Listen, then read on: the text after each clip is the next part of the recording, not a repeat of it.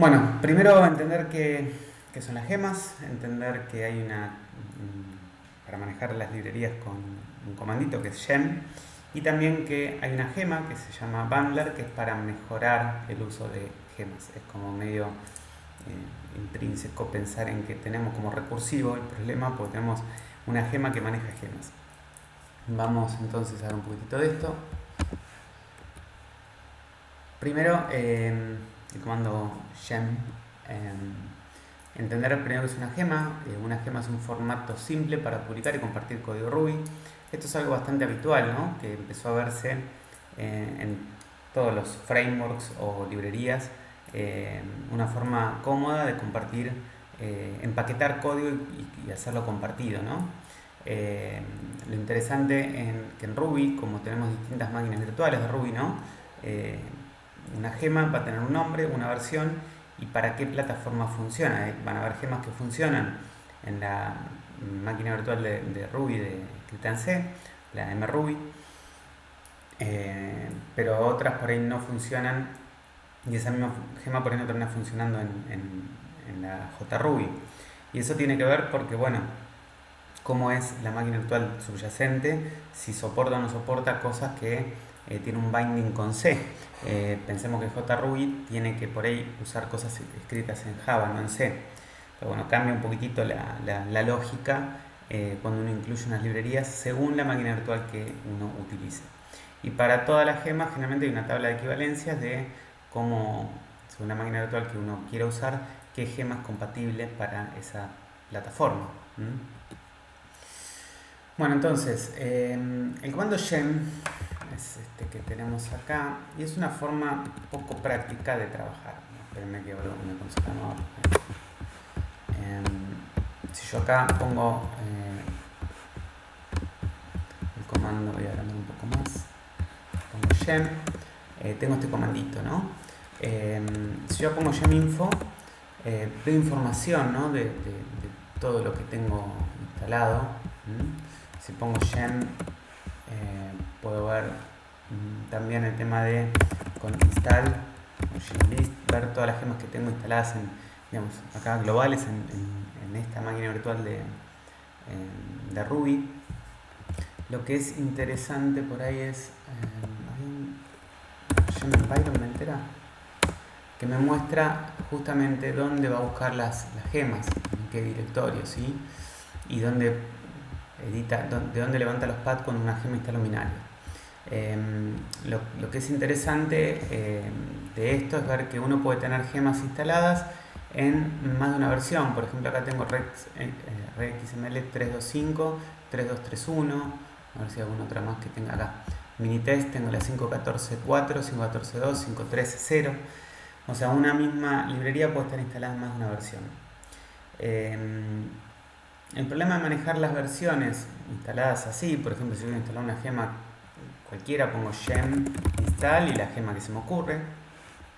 Hay gemas para lo que sea, uno puede buscar gemas en Ruby gem.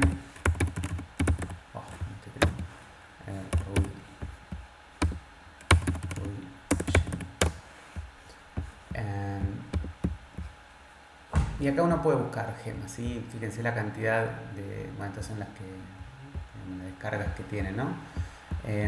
Lo cierto, uno puede buscar acá cualquier gema, por ejemplo, alguna gema que permita hacer cosas de mesh, y bueno, ahí aparece de todo. Entonces, si yo quiero instalar alguna imagen, alguna de estas, digamos, ¿cómo se dice? Una de estas gemas, pongo gem install de image size, por ejemplo. Bueno, esto bajará la última. Lo cierto, perdón, no estaba leyendo lo que me... Puede que haya quedado grabada, sí, no, eso sí. Son librerías, pero en Ruby. Claro, exactamente, Maylem, perdón que no te había leído. Lo que pasa es que acá baja siempre la última versión. Si uno quiere bajar una versión específica, le puede poner acá, por ejemplo, si entró image size, creo que es la 212, la última, me quiero bajar la 202, pongo 202. Y bueno, ahí va a bajar 2, me voy a bajar 210. No. Creo que es menos version.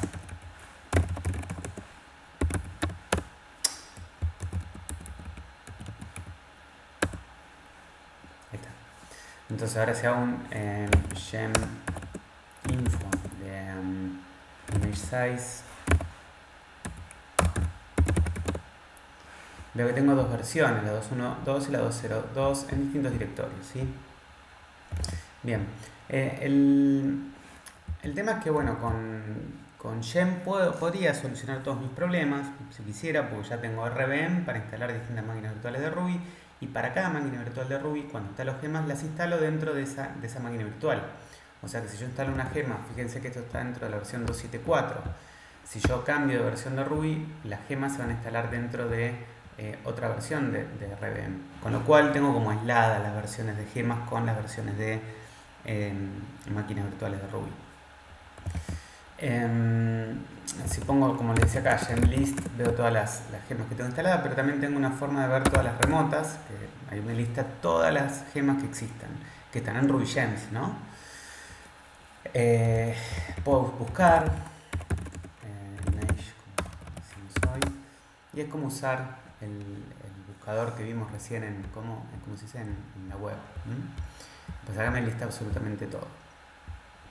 Bien, entonces el concepto de gema, uno va, si no quisiera aprender a escribir una gema, tiene un formato específico, una estructura de directorios específica, y donde uno claramente tiene que decir la plataforma, todas estas cuestiones las tiene que documentar en la gema. Cuando uno ve el código fuente de alguna de las gemas, vamos por ejemplo a la que recién busqué, image size, acá está. Acá generalmente tengo el código, fuente, a ver, la página, esto manda a GitHub, y hagamos el código, ¿sí?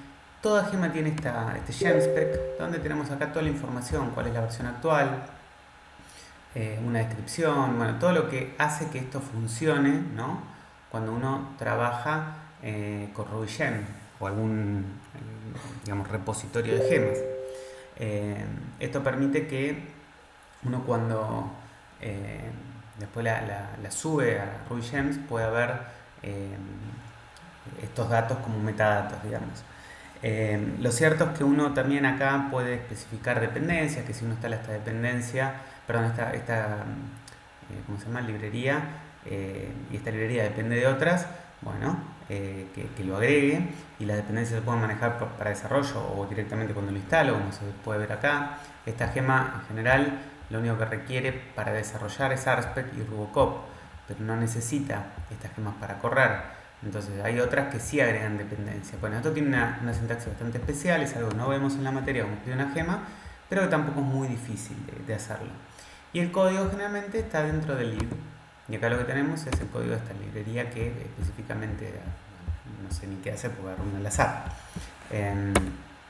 Igual acá se puede ver, ¿no? Mide el tamaño de imágenes usando Ruby puro para los distintos formatos. Bien.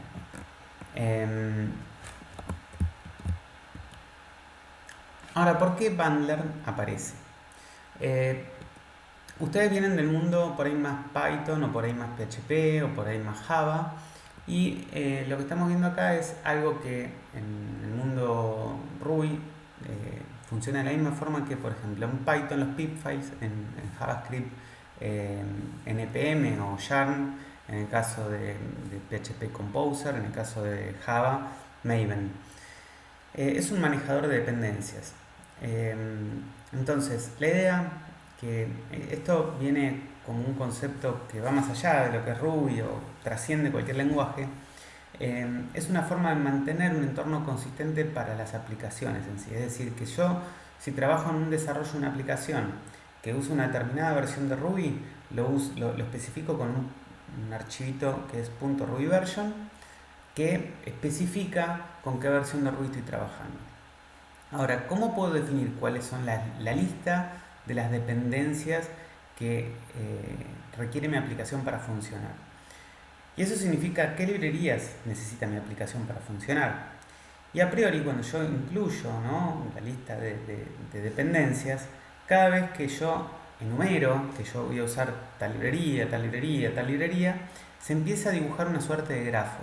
Una suerte de grafo porque yo cuando pido una librería, esa librería trae dependencias, otra librería trae dependencias, otra librería trae dependencias, y cada una se puede empezar a ver como más que un grafo, un bosque, donde cada una es como un arbolito, donde la raíz es la dependencia que yo estoy pidiendo, con las dependencias de ella misma. Pero ¿qué pasa? Las dependencias de cada una de ellas se tienen que empezar a comparar con las dependencias de otras, porque pueden haber incompatibilidades, o puede suceder que alguna librería pida que una dependencia de esa librería sea mayor o igual que tal valor, y otra pide que sea estrictamente tal valor. Entonces, bueno, ahí es donde tengo que empezar a hacer un montón de chequeos que se complican y que Bandler viene a ser la solución a ese problema.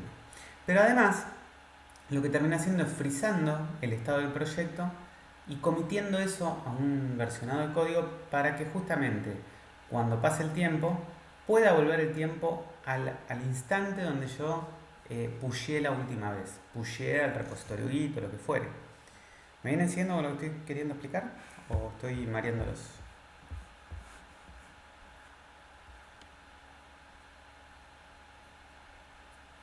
¿Entienden? ¿Todos lo entienden? Si alguien no entiende, por favor me frena y trato de buscar otra forma de explicarlo.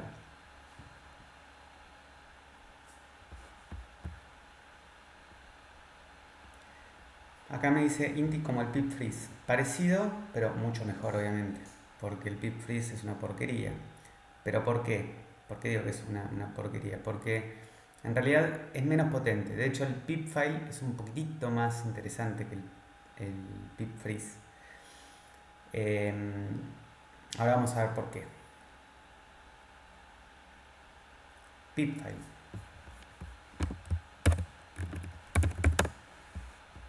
Con pipen. No sé si lo conocían.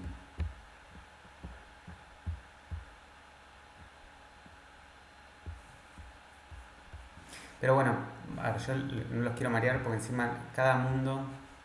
Bueno, igual acá es pipen, lo que yo les quiero mostrar. Pipen,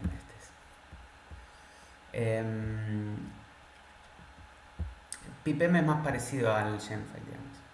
Igualmente, a ver, por eso el mundo Python es otro mundo y son distintos, parecidos pero distintos, todos. Esto también es parecido al Composer de PHP y es parecido al NPM de JavaScript y parecido también al Yarn también de JavaScript. Todos hacen lo mismo, la misma idea. Todos son manejadores de dependencias. NPM exactamente la misma historieta. Yarn es la misma historieta que NPM. A ver, todos tienen ventajas y desventajas en cierta forma. Lo que pasa es que el pip freeze es un poquito más precario en cuanto a las funcionalidades. Igual terminan cumpliendo el mismo rol, digamos. No es que termina siendo toda una porquería. Terminan todos resolviendo la misma problemática, pero un poquitito diferente o por ahí un poco más compleja, si querés. Bueno, entonces, la intención es esto de mantener consistencia entre las versiones, ¿sí? de lo que depende de mi aplicación, pero a su vez, como mi aplicación depende de una librería, que a su vez puede depender de otras librerías, se empieza a complejizar un poco lo de las dependencias que les decía. Entonces, de alguna forma esto se va a manejar con dos archivos, uno es el Genfile y otro es el Genfile lock. Y justamente el Genfile es lo que yo pido en un momento que suceda y el Genfile lock es lo que pasó en el momento que lo puse a correr. Ahora de eso vamos a hablar un poquitito más en detalle en un ratito. La cuestión es que esto asegura que la aplicación que lo use tenga las dependencias necesarias para que ejecute sin errores y que pueda volver en el tiempo atrás y replicar el ambiente con el que eso corrió en algún momento. Que esa es la parte más importante. A veces nosotros pensamos que nuestro presente se va a mantener eterno y bueno, el presente se va cambiando como a nosotros nos van saliendo arrugas básicamente. Entonces hoy tu proyecto está en la cresta de la ola, tenés las últimas gemas con las últimas versiones de todos sos lo último que hay en el mercado. Lo cierto es que tu aplicación, cuando hiciste todo este análisis de mercado, básicamente pusiste todas las últimas librerías, empezaste a codificar lo que realmente era importante para vos. Mientras vos estás trabajando, las gemas se fueron moviendo. Algunas avanzaron dos puntos, otras arreglaron errores, otras avanzaron en el minor number, otras avanzaron en el major number. cambiaron, bueno, porque el mundo se sigue moviendo. Cuando vos terminaste de programar la lógica de negocio de tu aplicación, ya por ahí pasaron 3 meses y todas las librerías quedaron desactualizadas. Pero vos querés poder volver a replicar todo porque estás programando con alguien y no querés actualizar las dependencias y que todos manejen lo mismo. Entonces esto es totalmente importante para tener un ecosistema que todos tengamos las mismas librerías y nadie se vaya a actualizar ninguna librería para que no rompa nada. Porque estamos usando determinados protocolos, ¿no? Respetando determinados interfaces de las APIs de estas librerías que no queremos cambiar.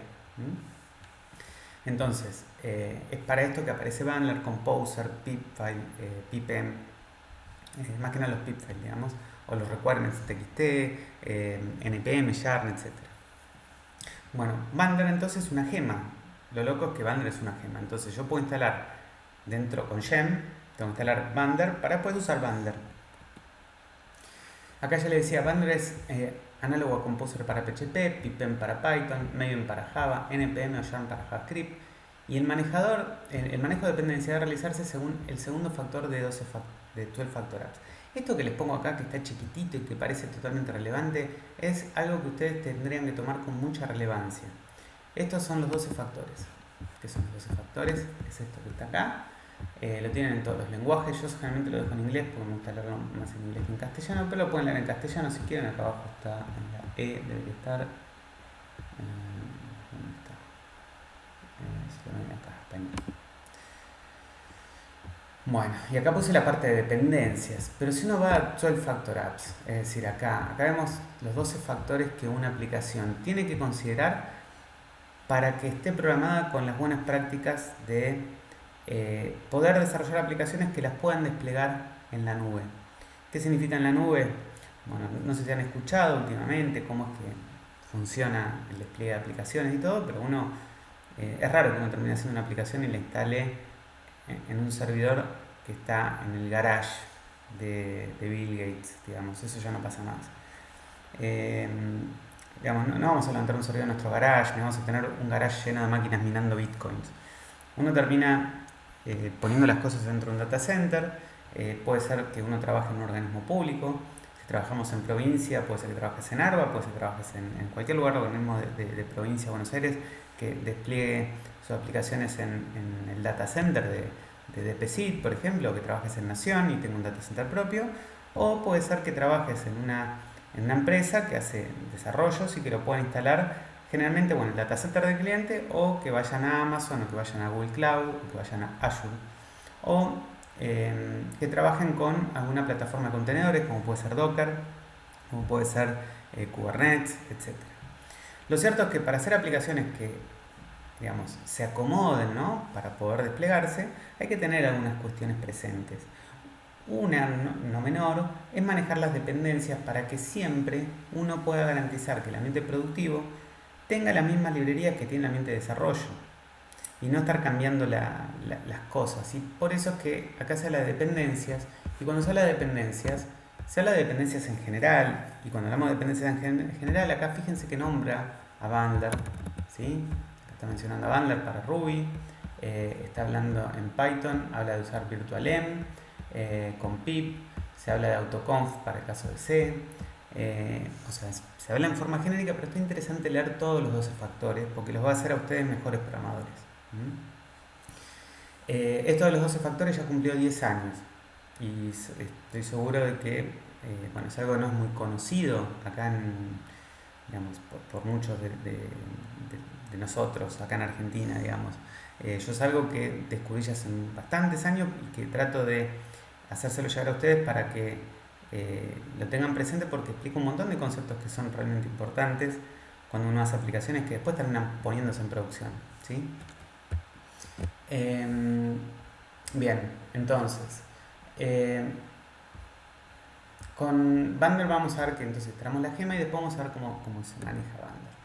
Entonces, ¿cómo se usa? Es muy simple. Primero le decimos de dónde vamos a ir a buscar las gemas, porque piensen que las gemas se bajan de repositorios de gemas. Bueno, un repositorio de gemas es algo que tiene que ser como RubyGems. O sea, acá hoy yo había entrado a RubyGems, por acá, bueno, yo lo saqué, pero estaba acá. Mira. Y vieron que RubyGems era esto, ¿sí?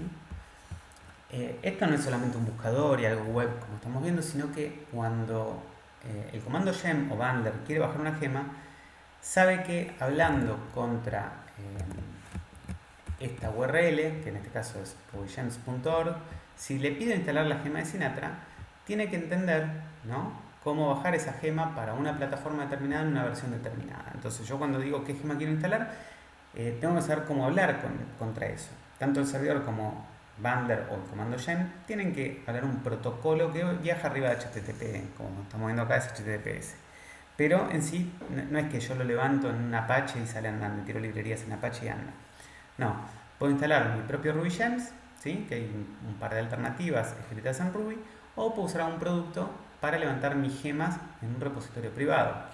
Yo durante bastante tiempo trabajé dentro de la universidad y teníamos un repositorio de gemas privado donde subíamos las gemas ahí porque no eran de uso público. Si bien tenemos gemas que hemos publicado, si no me equivoco, acá en github.com/desarrollo CESPI, creo que era, si no me equivoco. Y acá teníamos, a ver, creo que alguna gema hay acá, en los repositorios.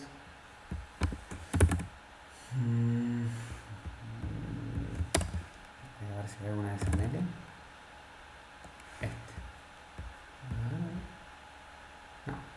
No, acá no. ¿Qué la subieron?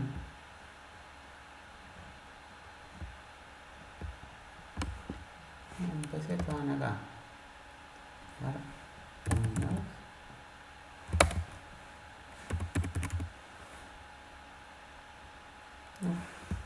Qué raro. Bueno, yo sí tengo un plugin, no una gema. A ver, pero sí creo que lo tengo acá. Sánchez Rodríguez. Que no le doy, no lo mantengo más. Uy, mi hija está re grande, nada que ver ahí.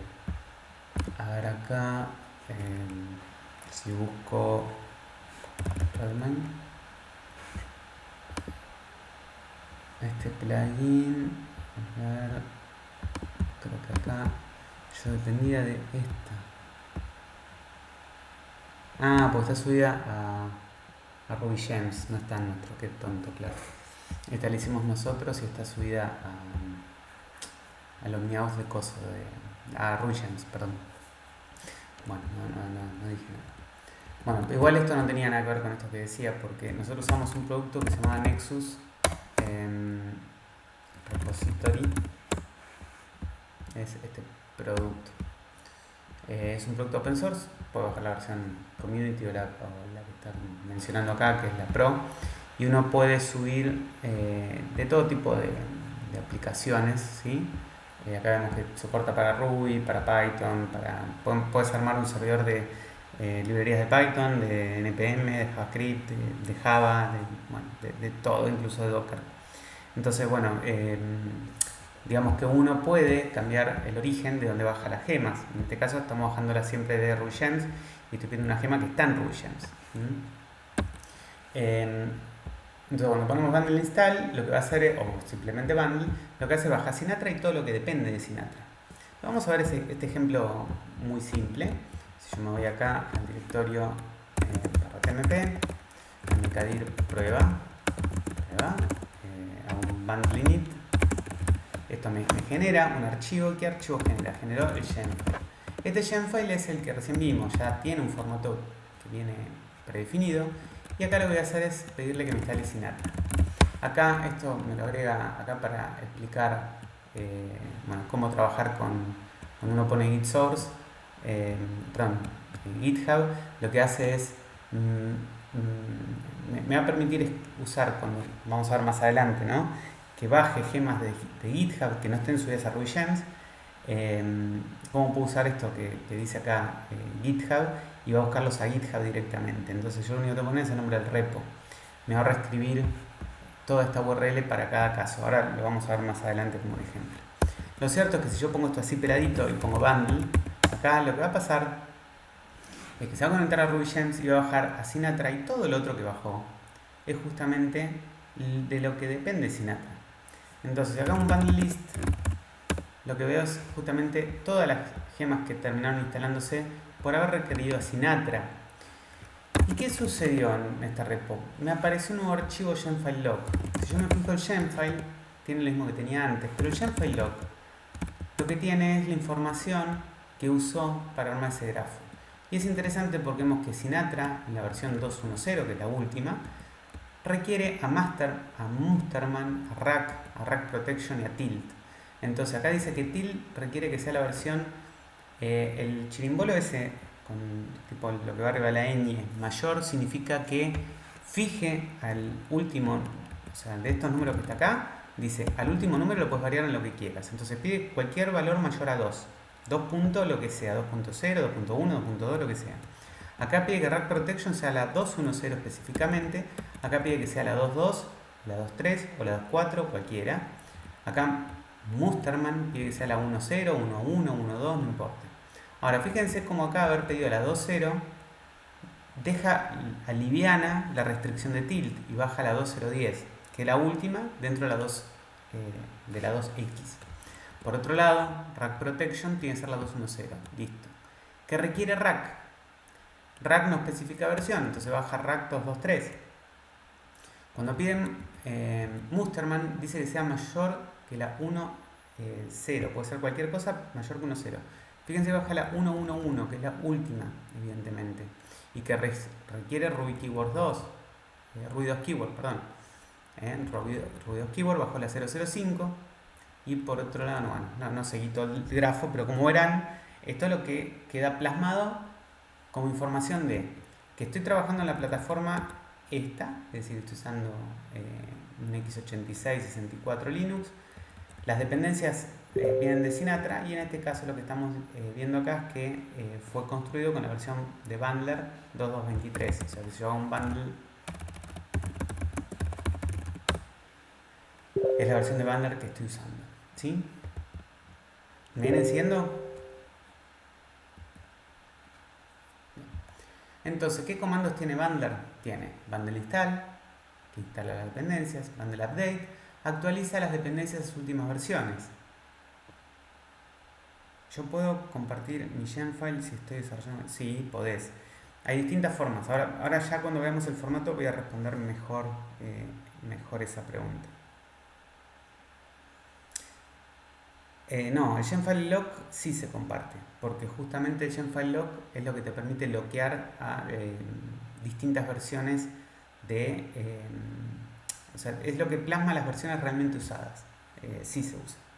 Y de hecho, si vos trabajás en una plataforma, es porque alguien trabaja con la misma plataforma. No trabajan en distintas plataformas. No es que alguien trabaja en JRuby y otro trabaja en Ruby. Siempre hablamos de versiones de la máquina virtual, no versiones de arquitecturas de que trabaja en ARM o en que cambia el assembler, porque acá no tiene sentido eso. Bueno, fíjense acá que tenemos bundle update, actualiza las dependencias. Eso significa que el gemfile.log va a buscar si yo usara si yo este repo lo comparto tal cual está acá y se lo doy a alguien, van a ver que el gemfile este que tengo acá, ¿existe otro sistema operativo en esa Linux? No sabía. Te estoy cargando. El gemfile.log lo que está haciendo es que si yo pongo bundle install, todos van a instalar las mismas versiones que diga el gemfile.log. Ahora, si alguien pone bundle update, va a tratar de actualizar, buscar alguna nueva versión de cualquiera de las librerías que haya especificado mi gemfile. Como este gemfile está liviano de requerimientos, no especifica ninguna versión de Sinatra, lo único que está diciendo es bajar Sinatra en la última versión que exista. Ahora, si yo corro este comando hoy, me instala la versión de hoy. La versión de hoy es la que estamos viendo en el gemfile.log. La versión de Sinatra, que está hoy en día, es la 2.1.0. Mañana sale la versión 2.2.0. Ahora, si yo comparto este repositorio como está, como tiene un gemfile.log, cualquier persona que haga un bundle install va a instalar las versiones que diga el gemfile.log. Pero si alguien hace un bundle update, va a pisar el gemfile.log con las últimas versiones, porque lo que hace el bundle es salir a buscar las últimas versiones y actualizar el gemfile.log. Eso hace el bundle update, a diferencia del bundle install. ¿Sí? Bundle exec es para ejecutar un script en el contexto del bundle actual. ¿Por qué? Porque, por ejemplo, si yo hago un gem list, gem info, rake, veo que rake tengo dos versiones, la 306 y la 301. Si hago un rake version, a ver si puedo. Rake. No sé si tiene.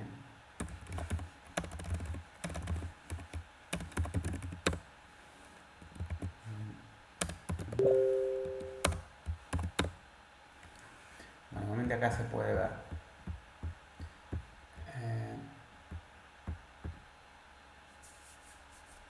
¿Cómo saber qué versión de rake?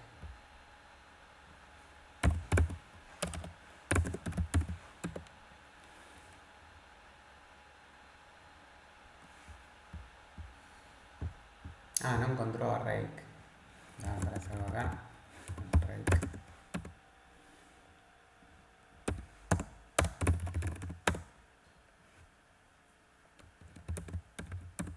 Ahí está. Veo que la 1306, un gem info de rake, veía que tenía la 1306 y la 301. Bueno, fíjense que como yo estaba en este directorio de prueba, cuando corrí rake menos version me tiene un error porque no encuentra a rake, pero no encuentra en el contexto de bundle. Pero esto porque mi shell tiene un poco de esteroides. En general, uno tendría que usar bundle exec y el comando, en este caso sería rake. Pero yo en bundle no estoy diciendo justamente que quiero usar una versión de rake, entonces acá le puedo decir así. Y fíjense que todo lo que yo corro bajo este contexto, bueno, un bundle ahora.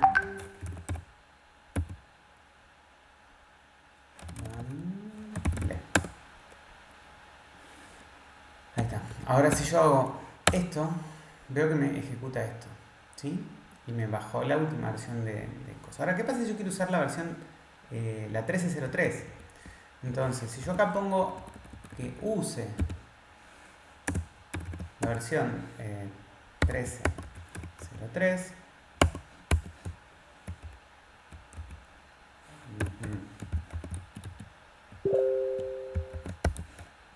ahora sí, ay, no me acuerdo.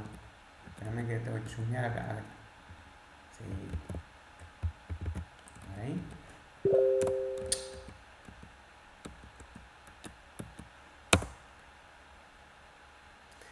Fíjense que ahí me bajó la 1303 y me la cambió, me lo marca acá. Y ahora si hago esto, me está ejecutando la versión que le estoy pidiendo. Entonces, es importante el bundle exec porque termina ejecutando la versión de bundle, perdón, de la gema que especifico dentro de Gemfile. El bundle exec ejecuta en el contexto. ¿Se entiende?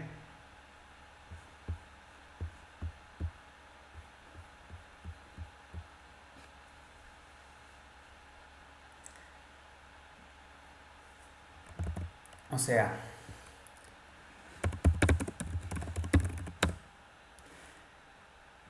yo lo que dije es que acá yo estoy usando un shell que tiene determinadas cosas que hace que se levanten cosas solas, digamos. Pero en general uno debería usar bundle exec para correr en el contexto de bundle con las gemas que están especificadas en el Gemfile el comando que yo quiero correr. Cuando yo pongo bundle exec write menos version, fíjense que me devuelve la versión 303, que es lo que especifico en el Gemfile. Si yo acá le digo que quiero la 306 y vuelvo a correr bundle, me actualiza la gema, me actualizó de la 303 a la 306 y ahora vuelvo a ejecutar este comando y cambia la versión. Entonces, lo importante es que el bundle exec, como que exec se usa en otros contextos. Esto es un subcomando de bundle. Exec es un comando. Yo estoy poniendo bundle. Y bundle tiene una serie de comandos, ¿sí? Entonces acá cuando uno ve, tiene todos estos comandos bundle. Tiene bundle, add, pins to, check, show, update, console, open, pc, need, platform, remove doctor y add.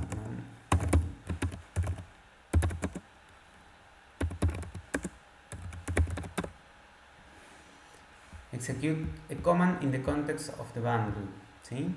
O sea, lo que está tratando de hacer es ejecutar digamos, el comando que yo quiera ejecutar, teniendo en consideración lo que especifica el Shemfile, ¿sí?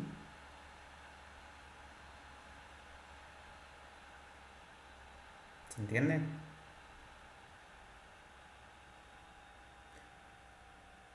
Porque se entiende que el exec acá es un subcomando de bundle.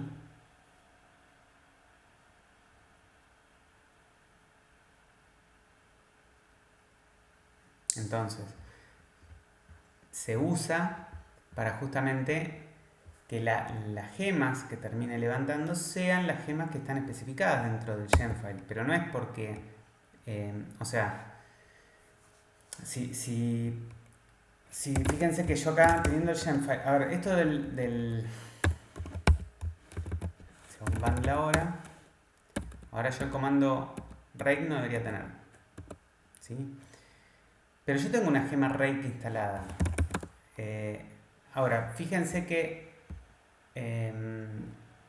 de alguna forma acá, porque tengo el Shemfile y mi shell lo toma, pero depende del shell que ustedes estén usando, puede ser que esto no le funcione. Por eso decía que yo estoy usando un shell que se da cuenta que tengo un Shemfile y ejecuta de alguna forma el comando rake en el contexto de bundle. Pero si yo acá pongo rake fuera de un directorio donde no estoy en prueba, no tengo un Shemfile acá, y hago un rake rake -version, veo que acá funciona. Ahora cuando entra a prueba, como tengo el Shemfile, no funciona. Ahora esto por ahí a ustedes puede que le funcione como a mí afuera de este directorio, eso es lo que quiero decir. Entonces, para que a todo el mundo le funcione, para asegurarme, o sea, que mi máquina funcione no significa que a todos le funcione. Entonces yo acá tendría que correr bundle exec rake -version.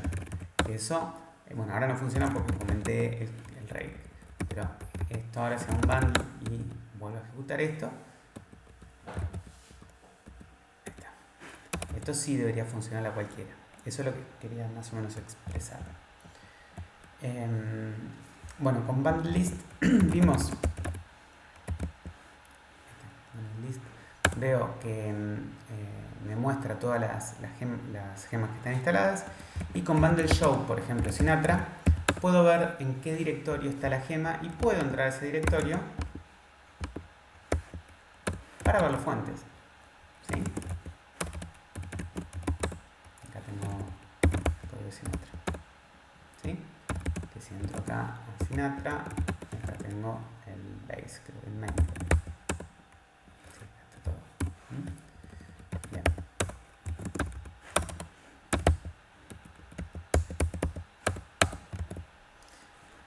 Bien. Bien.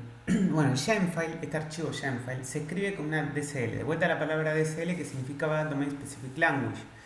Es un lenguaje propio, es Ruby, pero con un formato medio distinto, porque no ven que hay un def ni nada por el estilo. Tiene un formato bastante simplificado para poder simplemente escribir las dependencias. Casi todo dentro de esta TCL del Shemfile se usa para de la siguiente forma. Shemfile. Tenemos gem y la gema. Pero atrás de la gema se pueden especificar parámetros, por ejemplo, version, GitHub o path. Cuando acá lo que vimos source, que ahí no se menciona todavía, es otra palabra clave que entiende el Shemfile, que es para especificar de dónde descargar las gemas. Pero vamos a ver que esto se va a poder usar para un grupo de gemas si queremos, o para una gema específica. Si ponemos esto, para todo lo que venga acá abajo, va a usar este source globalmente. Acá esto de git source se usa para definir justamente una forma de descargar gemas desde algún lugar. Entonces en este caso vemos cómo funciona este GitHub, que acá vemos cómo se usa. Uno podría decir acá que quiere bajar una gema, Sinatra, y podríamos decir que la quiero bajar desde GitHub directamente, porque acá pusimos que el símbolo GitHub para ir a buscar a GitHub. Entonces yo voy a entrar a GitHub /Sinatra. Sinatra.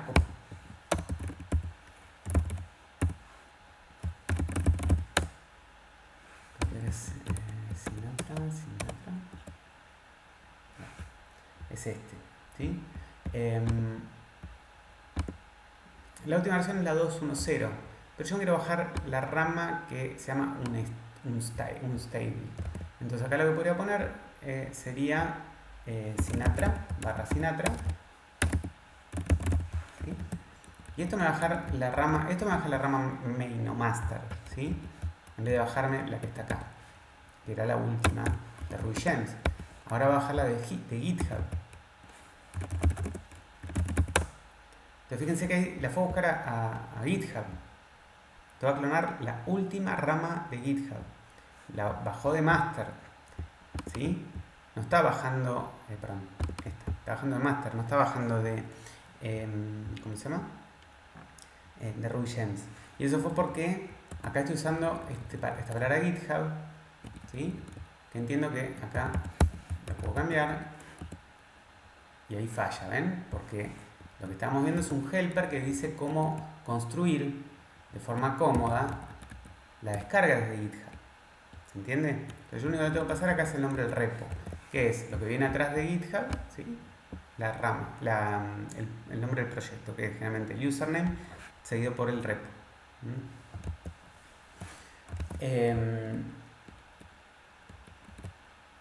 Podemos especificar la versión y acá tenemos estas formas de especificarlo. La diferencia entre este mayor o igual a 1.1.0 o esto que estamos viendo acá, 3.1.2, es que mayor a 1.1.0 es la 1.1.1, 1.1.2, 1.2.0, 2.0.0, pero lo que está atrás solamente va a actualizar la versión del último dígito.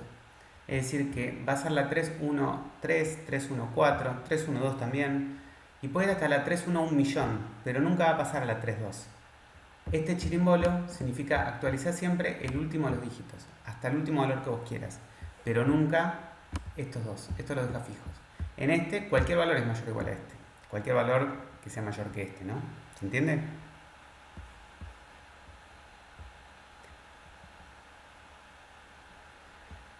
Path para una gema local. Esto generalmente se usa en desarrollo. Si vos tenés una gema que está en un directorio y no querés bajarte una ni de GitHub ni de ningún lado, lo que haces es tirar la gema en un directorio y la referencias con path y pones ..barra, bueno, así hasta el directorio donde esté la gema. Cuando estás desarrollando todavía no la pusiste en ningún lado, no la subiste en un repositorio, puedes trabajar con una gema local usando path. Bueno, acá estamos viendo entonces cómo usar lo que recién veíamos hoy. Acá estamos especificando la versión de Active Record. Bueno, ¿y cómo se usa después Bundler desde el código? Bueno, Bundler me permite bajar las gemas. Ahora, ¿cómo requiero las gemas que incluye Bundler? En mi programa, ya sabemos que puedo usar un require con lo que yo quiero usar. Si es una gema que estoy instalando con Gem, pongo require el nombre de la gema y va a incluir la última. Ahora, ¿cómo hago para requerir las versiones específicas que Bundler descargó? Bueno, entonces, si yo uso esto, require Bundler, y después a Bundler, que es un objeto que existe en la gema de Bundler, le digo require, va a requerir todas las gemas que están incluidas en el Gemfile. ¿Sí? El caso de la izquierda requiere todas las gemas. El caso de la derecha lo que hace es preparar todo para que yo las pueda requerir de forma explícita. Entonces, fíjense que yo con setup, cuando digo bundle require, requiere todas las gemas que están en el Gemfile. Y cuando digo bundler setup, prepara todo para que yo cuando requiera las gemas de forma con require Sinatra, requiera la versión que el Gemfile diga. Pero me deja explícito a mí que yo haga los requires después de hacer el setup.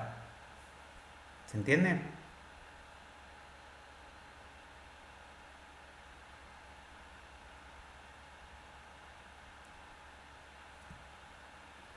Bueno.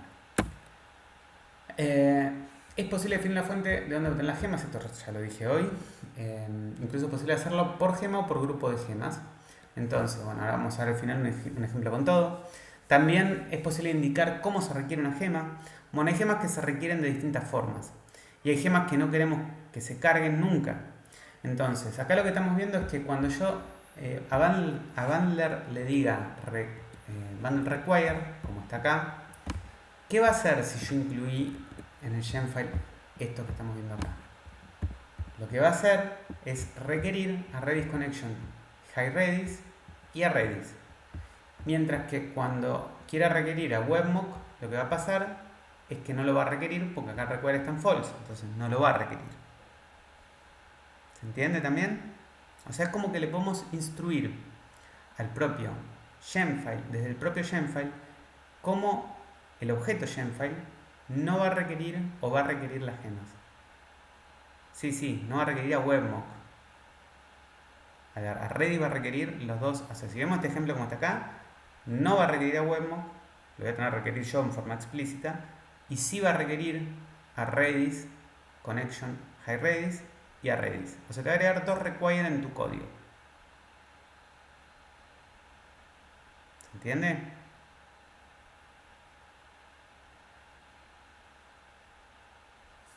Bien. Y por supuesto es posible definir la versión de una gema, que también lo vimos como un ejemplo. Tenemos que Rails queremos la versión 5.0.0, explícita, mira, no era necesario poner igual, mayor o igual a 1.0 rack, y thin, que mueva solamente, que fije a este 1, pero que a este 1 y que me varíe el otro. También es posible establecer tag branch o referencia de un repositorio Git, grupos de gemas con el fin de poder requerirlo o instalarlo en forma modular, y plataforma para la cual aplicar determinadas gemas. Entonces, aplican determinadas gemas. Bueno, fíjense que acá hay un ejemplo bastante con todo puesto acá mismo. Tenemos que requerimos de Ruby Gems, que incluimos la gema thin fijando solamente este dígito, el 1 punto. O sea que puede ser la 1.2, 1.3, 1.1.10, cualquiera. La última que este 1 esté fijado. Después tenemos rspec, que va a requerirse como spec. Tenemos por otro lado mygem, que incluye la versión 1.0, pero el origen no va a ser RubyGems, sino que lo va a descargar desde gems.example.com. Abajo lo que vemos es que tenemos un ejemplo de MySQL que va a usarse en la plataforma de Ruby, pero cuando trabajemos en JRuby no va a incluir esta porque JRuby es una plataforma distinta de Ruby. Entonces cuando uso la DMRI incluye MySQL 2. Pero cuando estoy en JRuby uso JBC MySQL, que es el que termina trabajando con MySQL desde Java. Entonces fíjense cómo estoy seleccionando qué gema va a usarse según estoy en mRuby o en JRuby. Y lo mismo acá abajo. Active Record JBC Adapter lo va a usar solamente en la plataforma de JRuby. Otra forma de haber especificado el source, como lo hicimos acá para esta gema sola, es poder definir un source con esto y un bloque y todas las gemas que quiero para este source.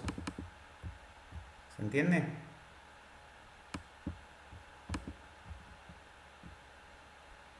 ¿Me vienen siguiendo? Bien.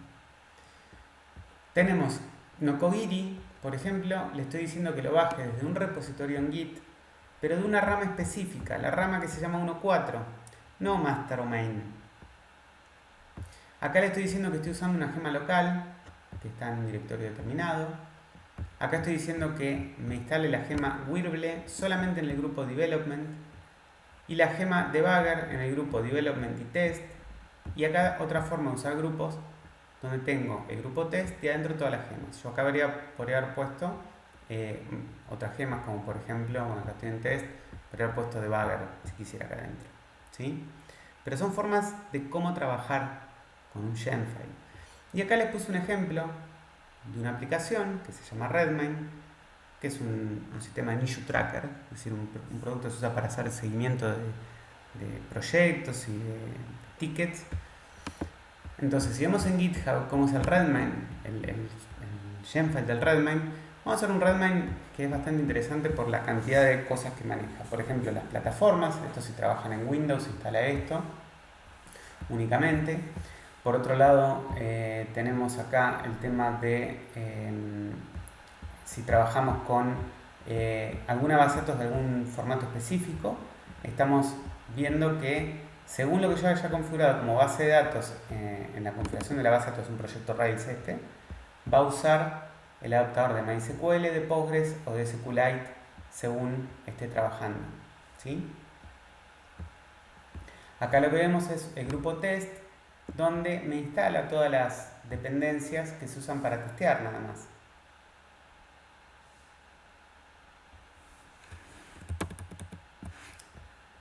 Igual esto recuerden que lo pueden ver ustedes después desde este link y analizarlo, ¿sí? Es el ejemplo de un Redmine, del Genfile que usa un producto que se llama Redmine, ¿sí? Lo que les quería mostrar es que estos códigos, si bien sigue la DSL, es código Ruby y uno puede escribir código Ruby acá adentro, como están viendo acá en la parte esta, que fíjense que estoy haciendo un require dentro del Genfile para abrir un IML y después fijarme si existe el IML y si es así lo leo, lo interpreto y me fijo qué tipo de driver se configuró en ese archivo de configuración de la base de datos. Si se configuró MySQL, requiero la gema de MySQL. Si se configuró Postgres, bueno, esto es la verdad que es bastante feo, pero bueno, cuando eligieron hacer Redmine, eligieron un modelo de manejo del Genfile bastante por fuera de lo que sugiere Rails. Acá, o sea, en cualquier proyecto uno de antemano sabe qué base de datos va a usar, pero como Redmine es un proyecto de software libre, abierto al mundo, donde la gente ya configura la base de datos como quiere, ahí es donde aparece el problema. Me parece que me van a tocar timbre en breve, así que ya si escucho el timbre, pauso de vuelta. Bien.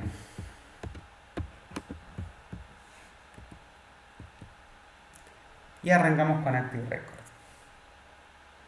Bueno, a ver, todo lo que expliqué del Genfile, a ver, por ahí parece complicado, pero enseguida que ustedes empiecen a usarlo se van a sentir cómodos. Hay mucha práctica y es tan usado que enseguida van a perderle el miedo, no hay ningún miedo que tenerle. Es un archivo que lo único que tiene es una lista de dependencias, ¿sí? Y ahora vamos a arrancar con lo que sería Active Record, que es la parte de empezar a entender cómo trabajar con un ORM, con la persistencia, ¿sí? Es decir, cómo persistir los datos en una base de datos desde Ruby. ¿Han usado alguna vez un ORM? ¿Saben lo que es un ORM? Bien, perfecto. Genial, entonces. Bueno, ahora lo voy a presentar. Bien. Vamos con la introducción. Bueno, Active Record conecta clases a tablas de una base de datos estableciendo una capa de persistencia. La librería de Active Record es una de entre tantas, hay más de una librería. Hubo pelea con SQL Alchemy este fin de. ¿Dónde hubo pelea? Ah, está bien. Está bien, está bien. Bueno, en realidad. Ahí está. Me está escribiendo acá.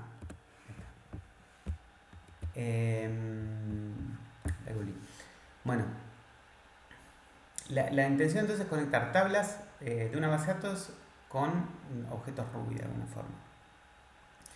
La librería entonces provee una clase base que cuando uno hereda en el mundo este de Active Record, sí, ahora vamos a verlo porque es bastante simple. Y este concepto que vamos a ver acá es un concepto que lo pueden extrapolar a distintos lugares. En Java se usa con Hibernate, en Symfony tenemos Doctrine, en el mundo PHP. Bueno, en Python hay varios, pero bueno, en SQL Alchemy es uno. Así que bueno, siempre depende del framework, depende del lenguaje. Hay librerías que se encargan de hacer esto y tiene distintas cosas que tenemos que ir entendiendo y que voy a tratar de explicarles el concepto, obviamente desde la perspectiva de Ruby, que es lo que más práctica vamos a tener, pero también porque es un concepto genérico e importante a tener en cuenta en cualquier framework con el que trabajen. Siempre es bueno manejarse de esta forma porque tiene un montón de cualidades. Ya voy a explicarles por qué. Entonces la librería provee una clase base que al heredarse mapea la nueva clase con una tabla existente en una base de datos. Es un poco mágico eso acá, así que vamos a ver un poco de esa magia, cómo se soluciona, siempre siendo un concepto que se usa mucho en Rails, que es el de Convention over Configuration. En el contexto de una aplicación, a las clases que hacen esta persistencia o mapeo entre objetos con la base de datos se los llaman modelos. Siempre recuerden que uno en el Model View Controller tenemos los modelos, tenemos las vistas y tenemos los controladores. Bueno, estamos hablando de los modelos.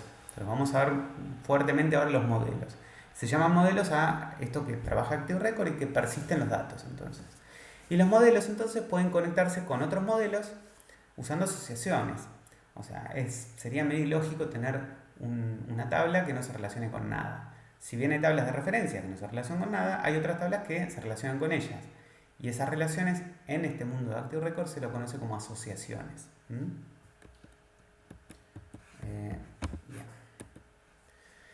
Entonces se basa en convenciones de nombres de forma tal que utiliza el nombre de una clase o asociación para establecer mapeos con tablas de la base de datos y claves foráneas. Eso que estoy diciendo muy livianito es muy importante también en esto porque el nombre que yo le dé a una clase va a implicar qué tabla va a ir a buscar. Y qué nombre le dé a un campo va a ser importante porque si el campo se llama de determinada forma se va a usar para determinada cosa. Todo lo que viene de fábrica como viene, si lo aprovecho no configuro nada. Pero siempre, a ver, somos argentinos y como que no nos gusta mucho esto de que nos digan cómo son las cosas y siempre queremos hacer las cosas como queremos nosotros. Entonces, seguir las convenciones habla bien de respetar estándares. Entonces, yo lo que les recomiendo es que no se abran de eso. Si ustedes ya tienen un modelo de datos que está hecho sin seguir el estándar, y bueno, van a tener que hacer mucho de esto que les digo, de no aprovechar las convenciones. Y si la tabla se llama personas, y no, tenés que usar inglés, tenés que entender que los IDs tienen que llamar siempre IDs, y las tablas de referencia tienen que tener, por ejemplo, si una persona tiene si una mascota tiene una persona, la mascota tiene que tener person-id como identificador, porque son las convenciones que estipula Active Record, digamos. Si me quiero salir de eso, puedo, pero casi que estas convenciones no son caprichosas del mundo Ruby, son convenciones adoptadas a nivel de base de datos también, o sea que seguir el inglés y aprovecharlo para fomentar la expresividad del código, ¿no? Y además no configurar cosas tiene mucho potencial o cosas a favor más que estar redefiniendo un montón de cuestiones para hacerlo a mano. Así que siempre es importante tratar de respetar las convenciones. Entonces, a pesar de poder definir los mapeos en forma explícita, es muy recomendable seguir las convenciones de nombres, especialmente durante el aprendizaje de la librería, que es un poco lo que recién acabo de decir. ¿Qué es ORM? Bueno, ORM significa Object Relational Mapping y es una técnica que conecta objetos de una aplicación, ¿sí? Objetos en un lenguaje orientado a objetos, a tablas de un RDBMS, o sea, una base de datos relacional. Si nos vamos al mundo no SQL, MongoDB, Redis, etc., tenemos algún tipo de cosa parecida, pero no es exactamente lo mismo o el problema que soluciona Active Record. El problema que soluciona Active Record es el de los ORM y la R es de relacional. Entonces, hablamos de base de datos SQL y no base de datos no SQL. ¿Está claro? Digo esto porque a veces esperamos que esto funcione con Cassandra, con Elasticsearch, con MongoDB. No, con todo eso no funciona. Funciona con SQL, base de datos relacionales.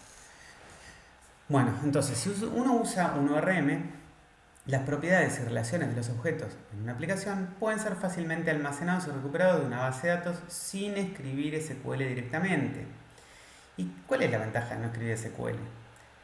Una podría decir y bueno, no tengo que aprender SQL, pero mentira, porque uno tiene que estar mirando siempre el SQL. Porque, a ver, uno tiene que aprender cómo optimizar las consultas, entender si lo que está haciendo es una porquería. Entonces tenemos que entender SQL. Pero lo bueno de abstraernos del SQL es que estamos eliminando un alto acoplamiento con el motor. Esto significa que si yo cambio la librería que habla con el driver final, es decir, no es lo mismo hablar con Postgres que hablar con MySQL, que hablar con SQL Server, que hablar con SQLite. Cada uno tiene dialectos distintos. Todos entienden cosas bastante similares, pero cada uno tiene formas distintas de escribir las cosas.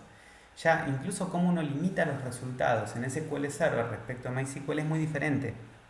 Entonces, si yo tengo alguna forma de que el driver que se conecta, ¿no?, a la base de datos me abstraiga, yo no me ando preocupando de cómo escribir ese SQL. Y puedo portar mi aplicación de un motor a otro sin preocuparme. Si me envicio escribiendo SQL, que es nativo del motor, mi aplicación no va a ser fácilmente trasladable de Postgres a MySQL o a SQLite o a SQL Server. ¿Me explico? Porque esta es una de las cosas importantes, sobre todo para Inti. De vuelta, respecto de lo que decía hoy, conceptualmente, esto que estoy explicando es todo conceptual. La verdad no estamos viendo nada. Pero básicamente es importante no escribir código SQL porque desacopla el motor del código, básicamente, usando una programación orientada a objetos. Entonces, ahora sí, Active Record como framework de ORM. ¿Para qué sirve? Sirve para representar modelos y sus datos, representa asociaciones entre modelos, es decir, cuando una tabla tiene una clave foránea, por ejemplo, si una mascota tiene un dueño, yo a la mascota le voy a poder decir, dame tu dueño. Y si yo tengo un dueño que tiene mascotas, a la persona le voy a poder decir pets, para que me devuelva un arreglo de mascotas. Una de las cosas que también soporta Active Record es representar herencia de modelos, una herencia simple, donde uno puede tener, por ejemplo, persona, y dentro de personas tenemos estudiantes y profesores, por decir algo. Entonces puedo crear objetos que sean de tipo estudiante, objetos que sean de tipo profesor, que eran de persona. Entonces todas se guardan en una tabla donde cuando yo hidrato al objeto, es decir, cuando creo el objeto, se sabe crear de la subclase o se persisten con información que me permiten determinar la subclase. Es algo que en este mundo se conoce como Simple Table Inheritance, STI. No sé si es creo que es Simple Table Inheritance, que termina permitiéndome una herencia simple mapeada en la base de datos. ¿Cómo? Bueno, guardando una única, en un campo el tipo que corresponde a esa. Bueno, después Inti puedes mirar el videito, cualquier cosita. ¿Cómo se dice?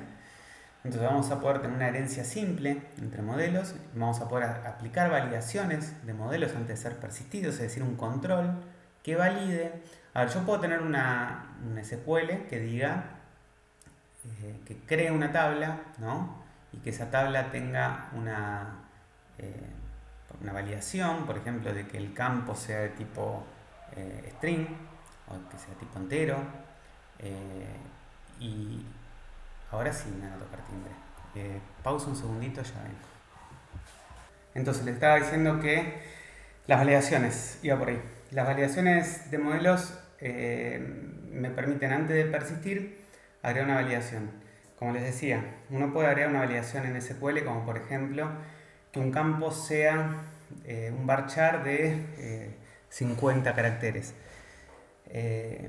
Puedo validar que un campo sea entero, o float, doble, o con tantos decimales. Ahora, el tema sería poder agregar algunas validaciones extra, como por ejemplo que un mail sea un mail, o que la longitud no, pero que repite tal expresión regular, o bueno, validaciones en Ruby, que me da otro potencial, ¿sí? Después tenemos operaciones de base de datos de forma orientada a objetos, que es un poco la gran motivación de lo que sería, ¿cómo se llama? Active Record. A ver.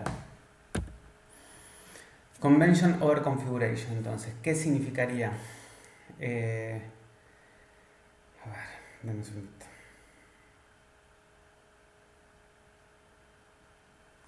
Si se siguen las convenciones adoptadas por Rails, será necesario escribir muy pocas configuraciones, en algunos casos ninguna configuración para crear modelos. La configuración explícita será necesaria solo cuando no pueda seguirse la convención estándar. Entonces, una de las motivaciones, al menos si hacen el trabajo final conmigo, final, no el trabajo integrador, tiene que ver con escribir la mayor cantidad de funcionalidad minimizando la cantidad de líneas. Es decir, que si ustedes logran hacer muchas cosas casi sin programar, mejor, más nota. Eso es un poco lo que yo busco para que justamente aprovechen los estándares, las convenciones, ¿sí? Y que lean un poco más la bibliografía y vean que la documentación y vean que es mucho más que más simple seguir las convenciones que está mal escrito, convention in, ¿quedó? Over configuration. Es mucho más fácil seguir las convenciones que romperlas, básicamente. Vamos con ejemplos para entender un poco de qué se trata esto de las convenciones sobre configuraciones. Entonces, Active Record mapea automáticamente entre tablas y clases, atributos y columnas. Pucha, bueno, a ver.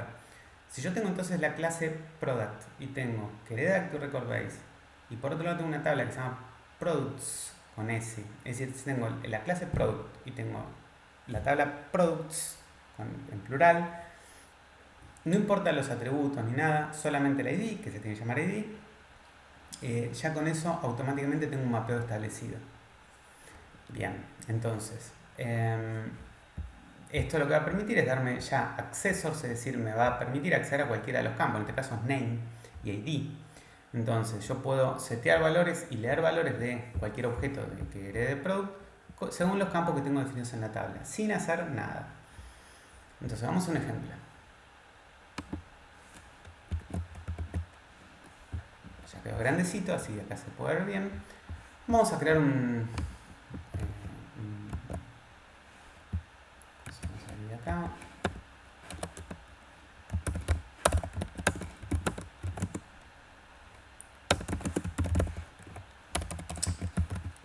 Documentos, TPS teoría, ejemplos 00, AR00. Bien.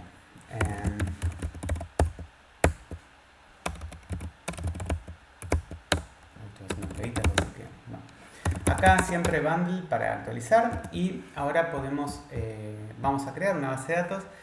¿Usaron alguna vez SQLite? ¿Saben lo que es SQLite? SQLite.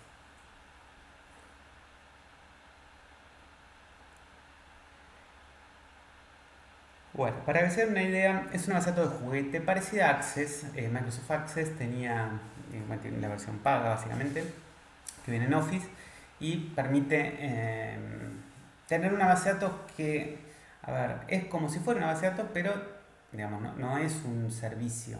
Con MySQL o Postgres uno termina levantando un servicio, es una red de BMS porque maneja un montón de cuestiones en un servidor, y acá guarda todo un archivo. Entonces no hay un servidor atendiendo, escuchando peticiones, sino que todo se maneja dentro de un archivo y entiende la librería, SQL y un montón de cuestiones, pero está lejos de ser un motor de base de datos para uso productivo.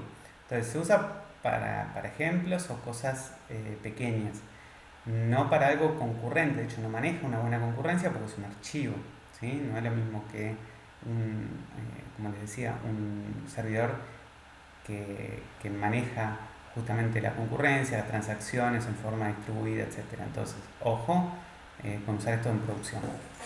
Bueno, vamos a ver entonces cómo creamos una tabla. Fíjense que con esto me conecté a una base de datos, no tengo usuario ni contraseña, simplemente un archivo. Si tengo permiso para escribir ese archivo, tengo permiso para usarlo y punto.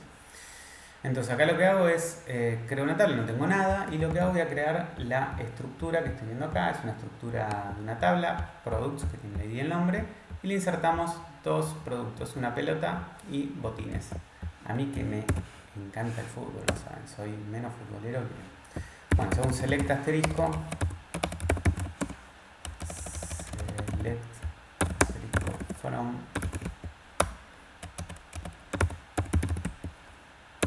y tengo el ID 1 con una pelota y el 2 con botines.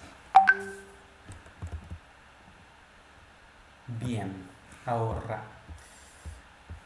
Podemos probar este programita que va a correr. Vamos a ver el programita para que lo vean bien. Main tiene. Bueno, de vuelta. Vamos a ver el Gemfile. Shemfile es un Shemfile que lo único que incluye es Active Record, que estamos pidiendo que incluya, que requiera Active Record, Active-Record, como se llama la librería que uno incluye, y SQLite 3 porque vamos a conectarnos usando SQLite. Bueno, ¿cómo es el código de nuestro programa? Bueno, acá requerimos bundler, y a bundler le decimos requerí todo por mí, así yo no hago nada, y le decimos que requiera relativamente product. Vamos a ver qué tiene product. Miren la clase más larga del mundo. ¿Qué tiene? Un producto.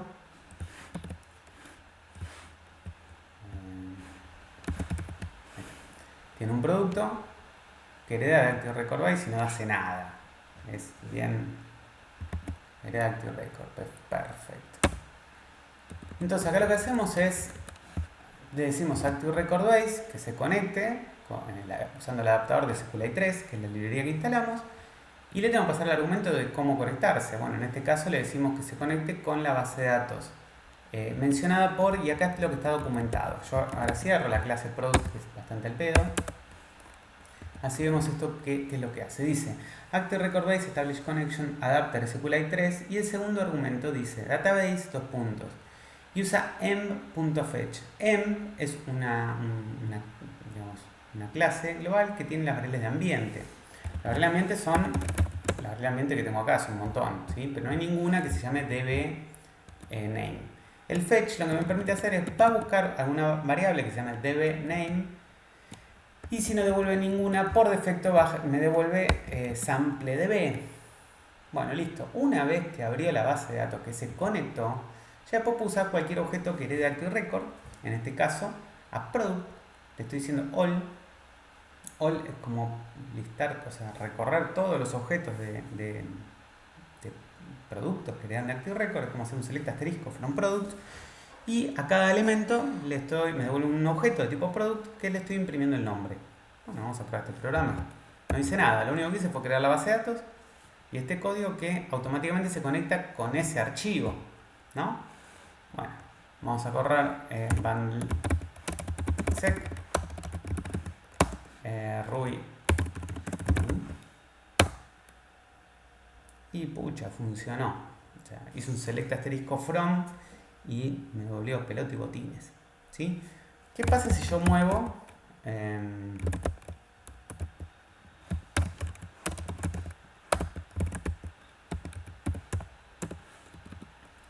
bueno, obviamente que acá cuando quiera conectar explota porque no encuentra products, no encuentra el archivo, entonces bueno, abre un archivo vacío, no encuentra lo que busca.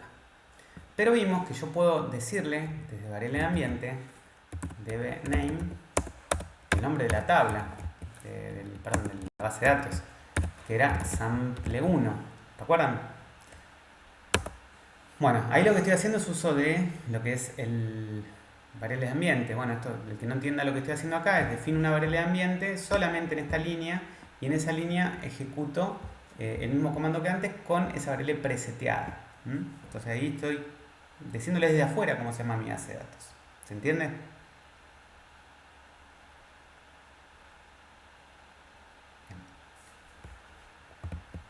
Muy bien. Entonces, no hice nada. ¿Vieron SQL por algún lado? Salvo el create de cosas, no hay nada. No hubo SQL. ¿Qué hice? Seguir convenciones. ¿Vieron que escribí el getter de name? Si le agrego otro campo nuevo que sea description, lo tendría automáticamente sin hacer nada. No hay código Ruby en ningún lado que haga eso. Active Record setea los getter y setter automáticamente para cada campo que tenga la tabla. Pero no tengo que hacer nada. No hay una tabla que defina nada loco, ni esquema, ni nada por el estilo. Bueno, los nombres de las clases se pluralizan para encontrar las tablas. Entonces, book se mapea a books. Ese mecanismo de pluralización puede tanto pluralizar como singularizar palabras regulares como irregulares. Sí. O sea, hasta hay una cuestión gramatical acá, por lo cual es re importante. Y vamos a ver algunos ejemplos, porque no es lo mismo el plural de mouse que el plural de person. No es agregar una S atrás, así que no es tan simple esa clase. Y toda esa lógica atrás hay gente que la programa y se mantiene. Cuando un modelo utiliza más de una palabra, las clases utilizan camel case y las tablas snake case. Por ejemplo, book club se mapea con la tabla book clubs. Y acá tenemos algunos ejemplos. Tenemos las definiciones de estos modelos son mediante otra gema llamada Active Support. Ahora vamos a ver un ejemplo, pero fíjense que si yo pongo acá post, mapea con posts, line item con line items, deer con deers, mouse con mice y person con people. ¿No es convención poner el nombre de las tablas en singular en MySQL? No. No. Van en plural. Bien, entonces vamos con... de hecho, porque una tabla tiene muchas filas de ese objeto, por eso quedan en plural. Bien, entonces, estoy hablando de Ruby, ¿sí? Igual MySQL no es que define estándares en sí, sino que lo que tenés son estándares de cómo trabajar con... ¿Qué es TT? Perdón. Taller de...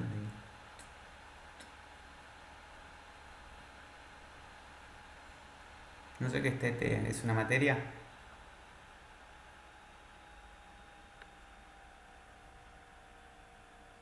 Ah, perdón. Pensé que era una materia.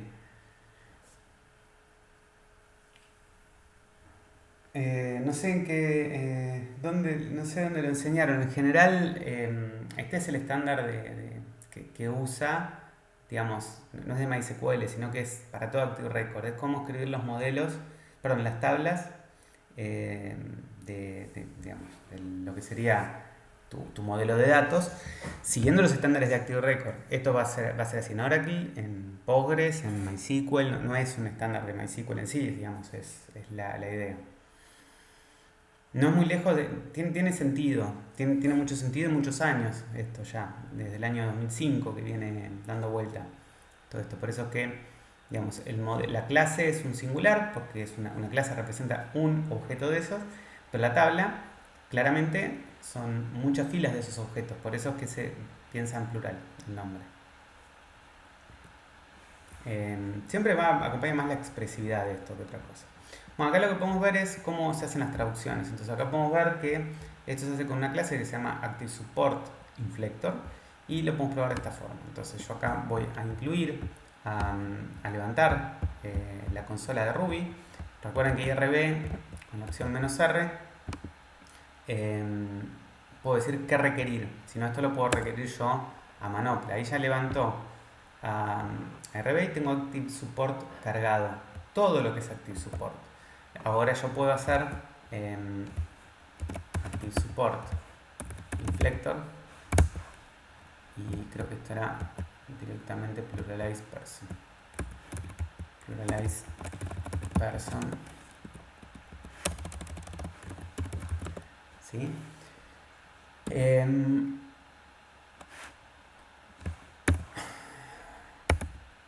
Esto creo que algunas veces 5...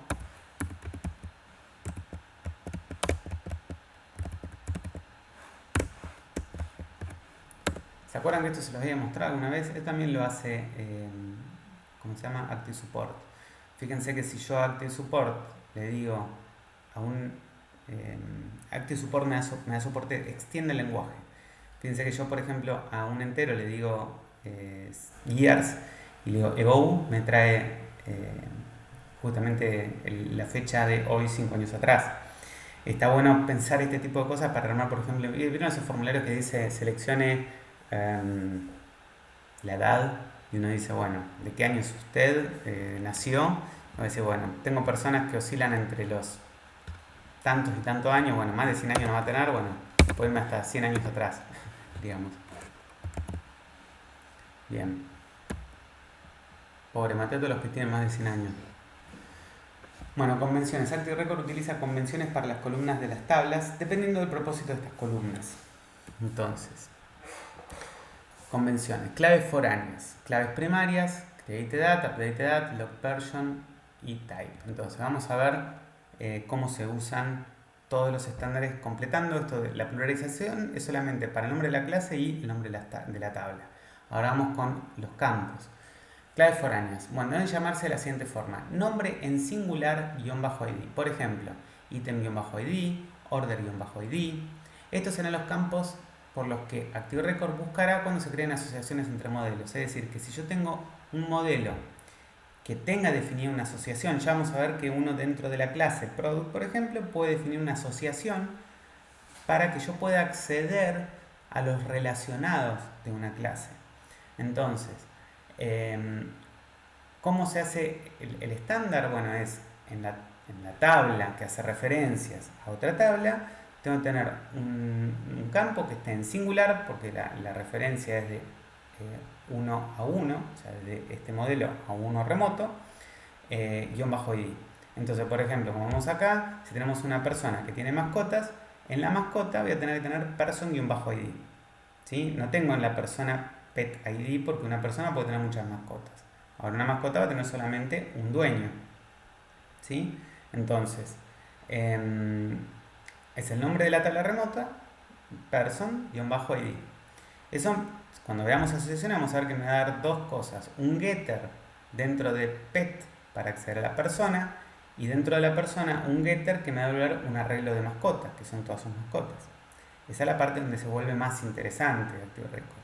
Ya lo vamos a ver, todavía no. Después tenemos claves primarias. Por defecto Active Record utilizará una columna de tipo entero llamada ID como clave primaria. Cuando se usan migraciones de Active Record para crear las tablas, esta columna se creará automáticamente. Las migraciones van a ser un concepto que también vamos a ver en un cachito, que es tan importante o más importante que el tema de, ¿cómo se llama? Que el uso de Active Record. ¿Sí?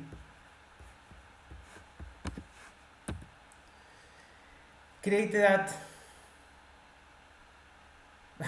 Bueno, genial, Inti.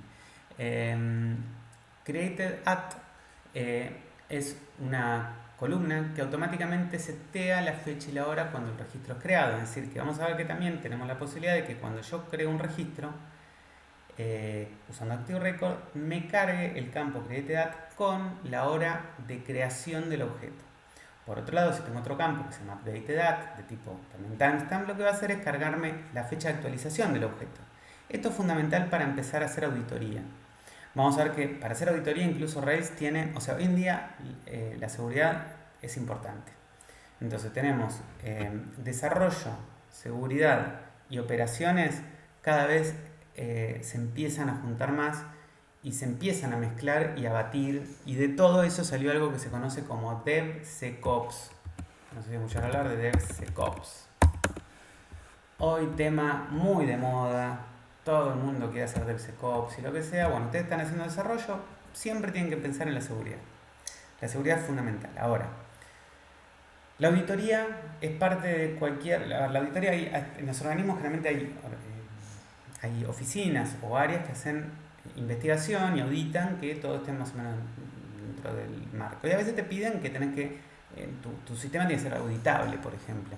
Bueno, para ayudar a la auditoría hay cosas que son fundamentales. Una de ellas es tener estos campos. Es, digamos, del nivel de auditoría es el más pedorro que puedes hacer, pero bueno, es uno. Y por algo podemos empezar. Entonces, esto sirve y también se usa mucho para la caché. Vamos a ver que si yo tengo de un objeto cuando se creó y cuando se actualizó, puedo usar la fecha de actualización para saber si ese objeto cambió o no cambió desde algún momento. Entonces puedo empezar a jugar con estos campos si los tengo.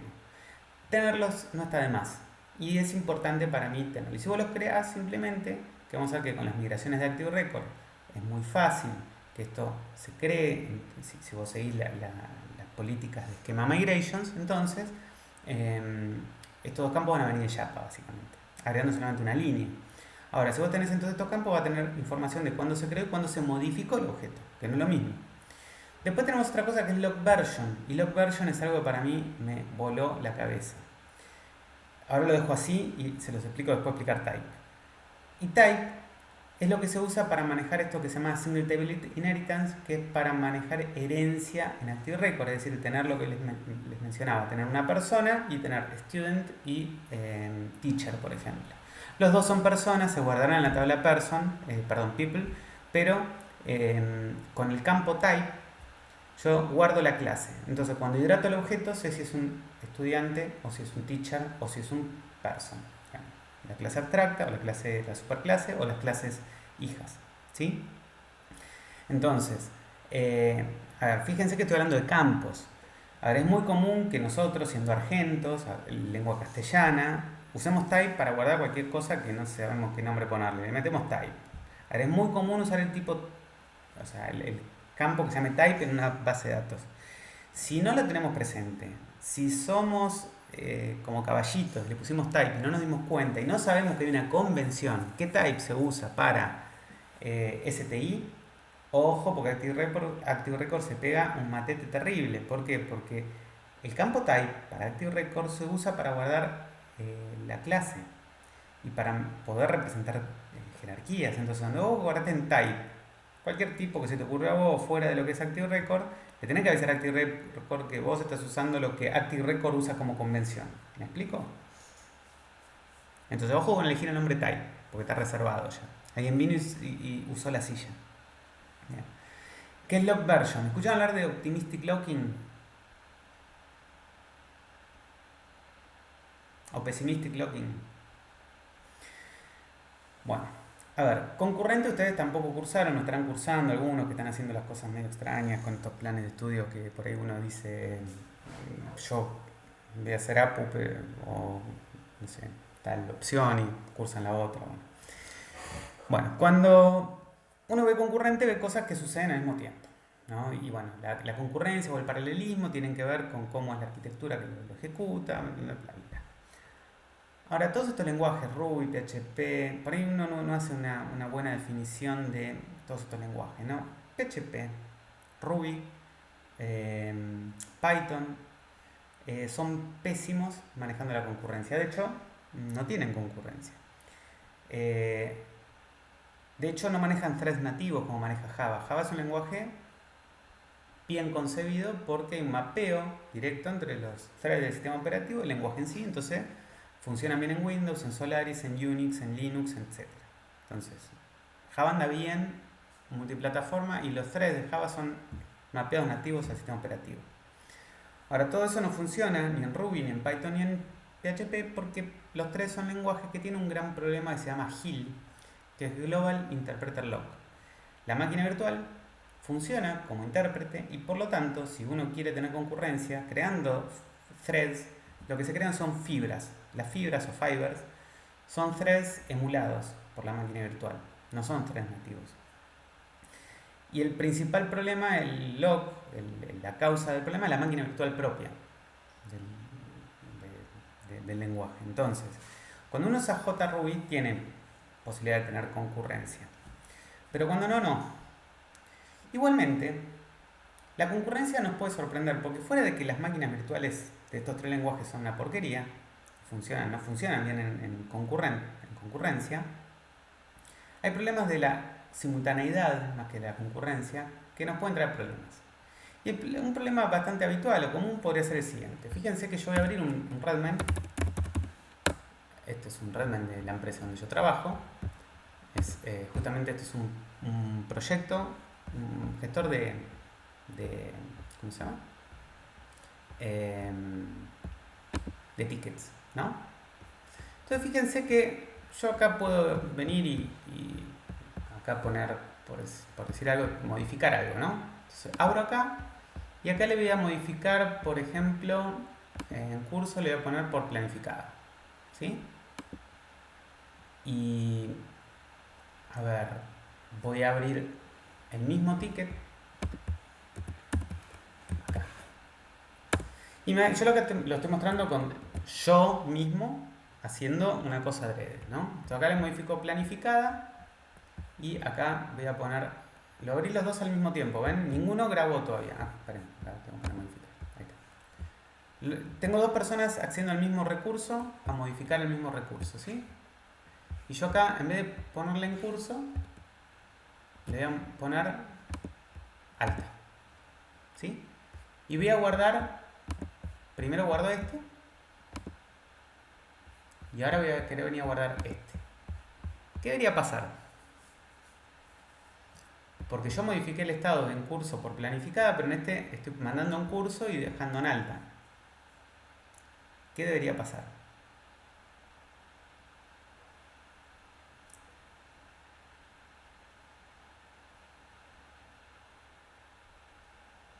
Ahora, acá alguien dice que tiraría error, volver a modificar, debería permitir, el último pisa el anterior, depende. Bueno, o siempre depende, ¿de qué depende? Bueno, lo que están viendo acá, que soluciona Optimistic Locking, porque Redman está hecho con Active Record, o sea, este producto que están viendo acá está hecho con Ruby on Rails y usa Active Record, es la solución que me permite hacer Optimistic Locking. Fíjense lo que me muestra esto, me dice que esta petición ha sido actualizada por otro usuario mientras yo la estaba editando. La persona que lo actualizó fue Cristian Rodríguez hace un minuto y el estado fue cambiado de en curso por planificada. Y me dice, aplicar mis cambios de todas formas, las notas anteriores se mantienen, pero algunos cambios podrían ser sobrescritos, descartar todos mis cambios y mostrar de nuevo el mismo objeto. ¿Sí? Entonces le digo, descartar todos mis cambios y mostrar de nuevo el objeto original. Y yo acá lo que voy a hacer ahora es volver a modificarlo por... sí, ya está. ¿Pero se entendió? Bueno, ¿cómo se hace esto? ¿Se ocurre cómo darse cuenta de esto? Sí, sí, de todos los ORMs que vayan a ver y aprender, les aseguro que Active Record no es que uno da Ruby, o sea, yo me enamoré de Ruby, pero porque realmente es muy completo. Es increíble Active Record. No por la fecha de modificación del objeto. ¿Qué harías con la fecha de modificación del objeto? ¿Cómo te darías cuenta? ¿Qué pasa cómo sabrías por la fecha? Es muy loco y es muy pavote, es muy simple.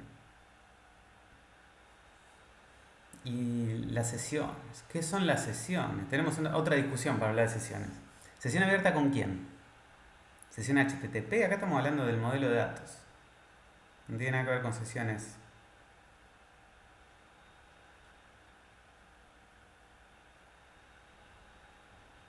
Se soluciona con la base de datos, claro.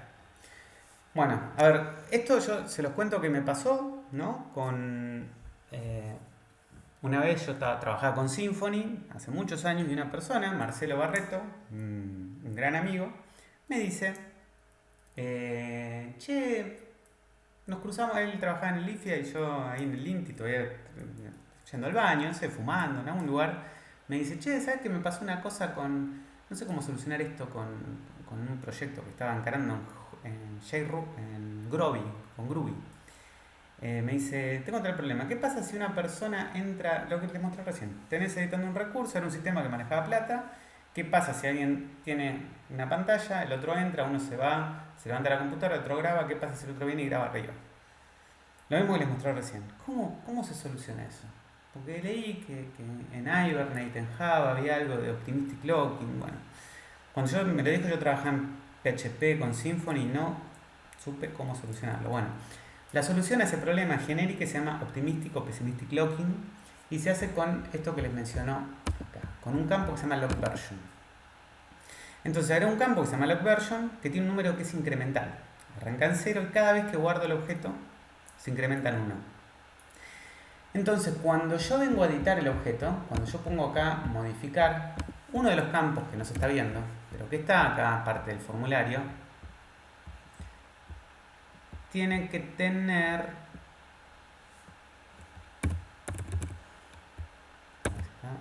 acá LockVersion. ¿Ven el valor? Tiene el valor 11.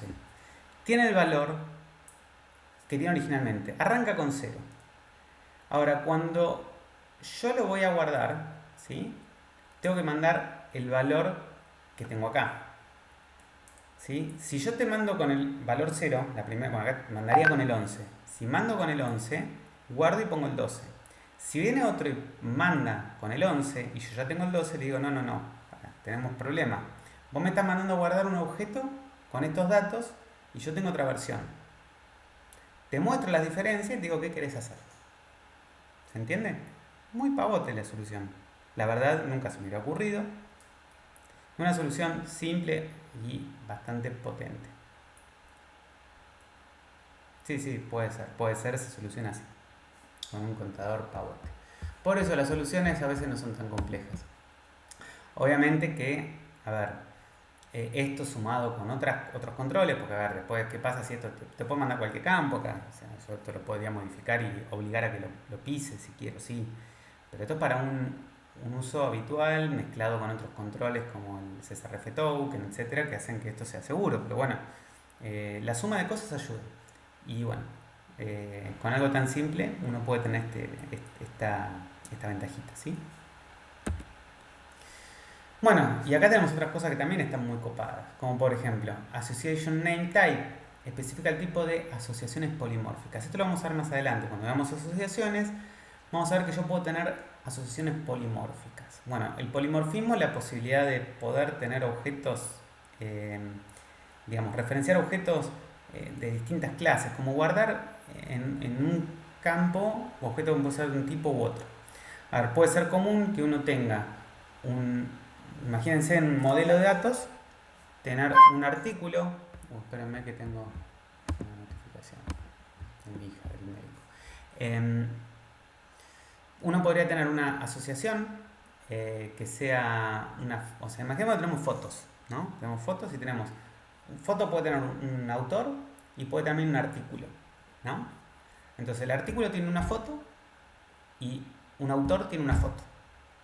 Claramente, desde o sea, el autor tiene entonces Picture ID y ¿cómo se llama?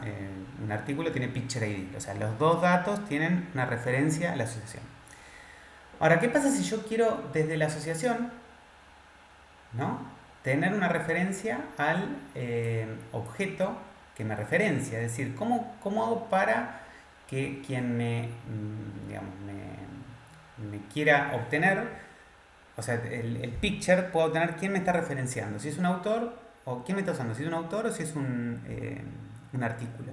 Bueno, entonces en esa relación tengo que tener el tipo de la relación para poder saber cómo hidratarla. Lo vamos a ver cuando veamos asociaciones, porque obviamente que esto, bueno, el ejemplo que puse fue la referencia desde la clase que lo usa, o sea, tiene picture ID, pero es al revés el que quise poner, que en el caso que un picture tenga el object que lo referencia ID y el type de ese object para poder hidratarlo. Cuando veamos asociaciones lo vamos a entender mejor. Y por otro lado tenemos otro campo reservado, que es el que termina en count, que se usa para cachar el número de registros que pertenecen a una asociación. Entonces, si uno, por ejemplo, como le dije con las mascotas, si yo tenía que la tabla pets tiene person ID, ¿no? Si yo le agrego entonces a la persona pets count, cada vez que yo agrego una persona, una mascota a una persona, me actualiza un contador que me va a ahorrar tener que hacer un count de cuántas mascotas tiene una persona, ¿sí? Entonces, este es un campo que sirve para cachear la cantidad de objetos relacionados a un objeto que tiene asociaciones. Todas estas cosas las vamos a entender mejor cuando veamos asociaciones, porque ahora por ahí cuesta entenderlo, ¿sí? Pero cachea para no hacer un select count de los relacionados. Bien. Vamos a ver un ejemplo más completo. En este ejemplo vamos a mostrar una herencia simple con single table inheritance. Vamos a ver, para eso vamos a ver cómo tenemos una superclase que tiene un campo type y vamos a ver cómo funciona. Vamos a activar un logger de... Claro, exactamente lo que dice Inti, que sería, por ejemplo, en términos del trabajo práctico que están haciendo, ¿cuántos turnos tiene un profesional? Vos lo tendrías que hacer al profesional, le dirías, bueno, si tenés asociado los turns, le dirías turns.count, y eso te calcularía, haría un select asterisco from turnos where professional ID es igual a el ID del profesional, y de todo eso es un count, básicamente. Ahora, todo eso vos, en vez de hacerlo con un select, es decir, salir a hacer una consulta, cada vez que agregas un turno a un profesional, te va actualizando, o borrás, te va actualizando la cantidad de turnos. Entonces, no tenés que hacer el count, ¿sí? Entonces, es mucho más eficiente. Bueno, acá igual lo vamos a ver, justamente. Acá en este ejemplito lo muestro, pero después vamos a entenderlo mejor cuando veamos asociaciones. Después acá mostraremos además el uso de caché de una asociación. Para ello se habilita creando un campo asociación en plural, _count, y agregando un modificador de la asociación belongs to llamado counter caché en true para que eso funcione. Entonces vamos a ver el ejemplo completo para que se entienda un poco mejor. Y con esto creo que ya terminamos con la intro de Active Record, porque después le tenemos que meter duro. Bueno, acá tenemos el ejemplo 1 de Active Record, donde vamos a mostrar justamente todo lo que hacemos. Ahora lo que vamos a hacer es volver a crear una tabla SampleDB.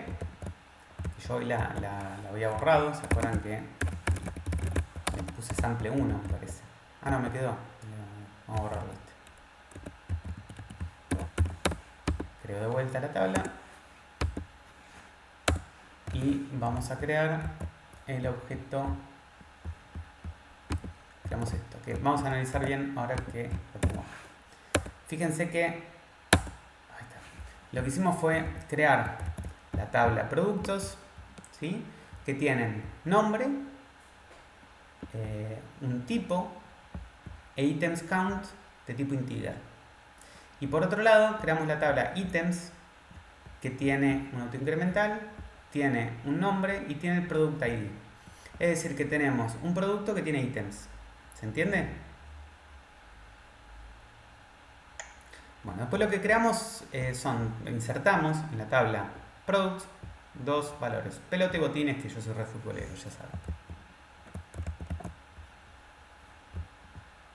Vamos a ver el código del main para entender un poco de qué se trata. Primero el Genfile. El Genfile es igual al anterior. Siempre corremos bundle y miramos que es main. Main, de vuelta, hacía lo mismo que el otro, requiere relativamente product. Acá lo único que hicimos fue agregar Active Record Base Logger y le seteamos un logger. ¿Qué es un logger? ¿Saben lo que es un logger?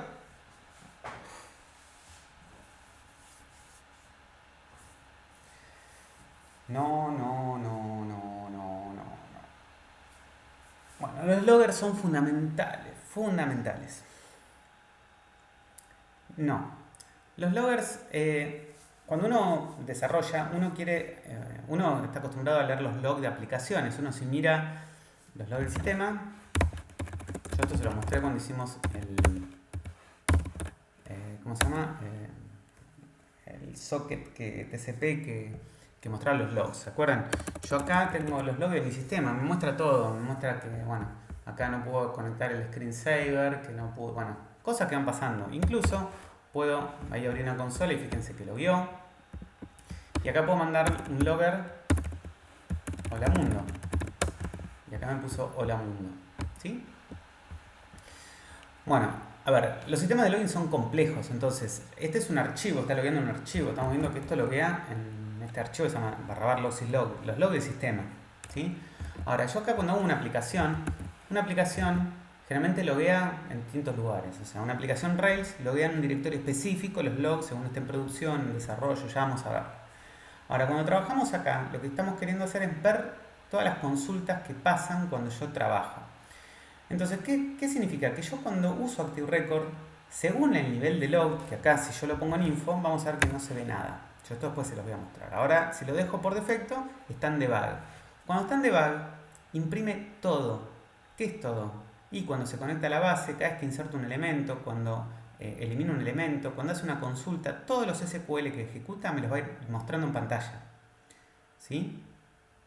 Entonces, con este logger en vez de imprimir en un archivo, me los va a imprimir en la salida estándar. Por eso puse stdout.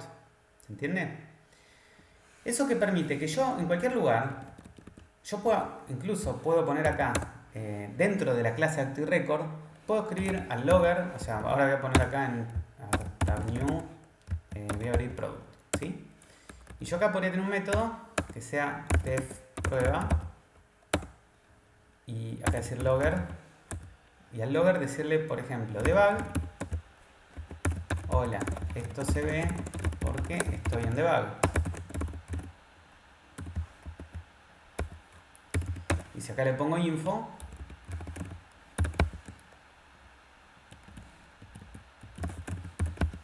¿sí? Entonces, el logger lo tiene disponible cualquier objeto. Ahora, creo que sí, si no ahora me fijo, bueno, no me acuerdo. Y si invoco a ese método prueba dentro de product, vamos a ver que me debería imprimir, según el nivel de log, los mensajes que mostré hoy. ¿Sí? O sea, si estoy en debug me muestra los dos. Si estoy en modo debug me va a mostrar el debug y el de info. Pero si estoy en modo info, solamente muestra el de info, no muestra el de debug. ¿Se entiende?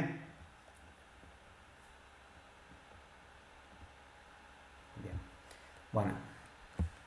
Seguimos analizando esto. Me conecto a la base de datos igual que el anterior, muestro los productos igual que el anterior, ¿sí? Pero fíjense que acá lo que voy a mostrar es cuál es la clase del producto, porque ahora lo que estoy pensando es que quiero permitir agregar objetos de distintas clases, porque preparé el modelo con una clase type para poder insertar productos de distintos tipos y ver cómo funciona. Entonces la idea es poder iterar sobre la clase product, que sería la superclase, y esto me va a traer todos los productos, incluso los de la subclase. Entonces quiero imprimir cuál es la clase, cuál es el nombre y cuál es la cantidad de elementos que tiene asociados, de ítems. Recuerden que ítems era una tabla que creamos aparte que tenía una referencia a product, es decir, que un producto tenía muchos ítems. ¿Se entiende? Bueno. Ahora, ¿qué tenemos que hacer nosotros desde product y desde ítem? Vamos a abrir primero ítem y veo que ítem hereda de Active Record, lo mismo que siempre, pero le digo que belongs to product. O sea, la forma de enganchar desde las clases una asociación, que la vamos a estudiar la clase que viene, es diciéndole dentro de ítem que un ítem está asociado a un producto. ¿Sí?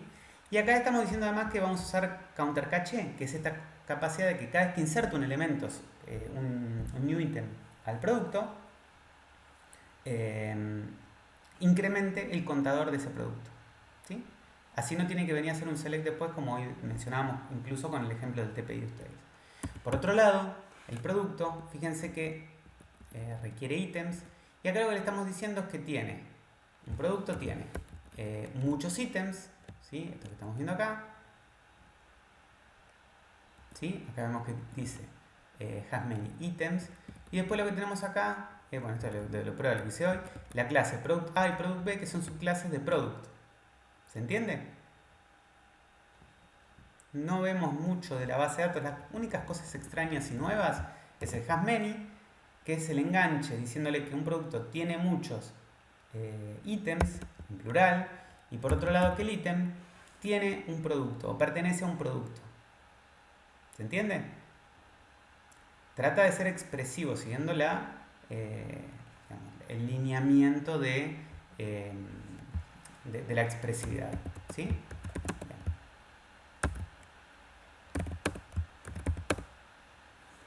Bueno, entonces, ahora, seguimos con el ejemplo. Vamos a correr el ejemplito de Ruby RB. Bueno, fíjense que puesto en modo debug, lo que imprime es select SQLite version asterisco. Después hace un select products.asterisco from products. Ahí imprime el producto pelota, o sea, la clase product, pelota y botines, ¿sí? Que son los que insertamos nosotros a mano. Por otro lado, hace un select products asterisco from products, order by products.id, dex limit. Esto porque trata de obtener fíjense la parte de abajo, agarra al último producto. ¿Cómo obtuvo el último producto? Volvemos a analizar. A product le dice .last. Eso trae al último producto. ¿Cómo trae el último producto? Selecciona de los productos aquel que los ordena por ID de forma descendiente, es decir, se queda con el primero porque limita en 1, ¿sí? ¿Cómo se llama? Al select. O sea, se queda con el último elemento porque los ordenó. Al revés se queda con el primero, básicamente. ¿Sí? Una vez que tiene el último producto, lo que hace es le inserta en ítems. ¿Por qué? Porque volvemos a mirar el código y vemos que acá usa la asociación. Fíjense que al último producto le pide los ítems. Los ítems sería como un arreglo, pero es un arreglo de ítems. Entonces, esto es lo que me devuelve, lo que me permite hacer es crear un ítem asociado al producto ese. Entonces, lo que está haciendo es agregando un nuevo ítem asociado a ese producto llamado new item. Vamos al SQLite a ver qué pasa. SQLite, tmp sample.db, select asterisco from items. ¿Ven que tenemos, ¿se acuerdan cómo era la tabla items? Tenía el ID del ítem, new item, y el ID del producto al que referencia. Vuelvo a correr nuestro programa y va a insertar otro ítem.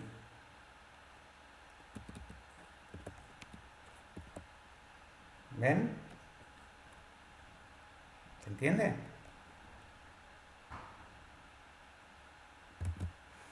Ahora vamos a probar STI. Me voy a conectar a esto así.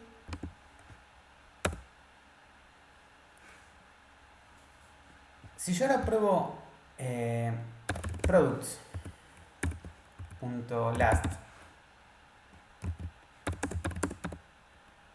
¿sí? ¿Así anda? ¿Ven que imprimen debug en info? Los mensajes, como habíamos dicho. ¿Qué pasa si ahora acciono modo debug? Si le pongo modo info.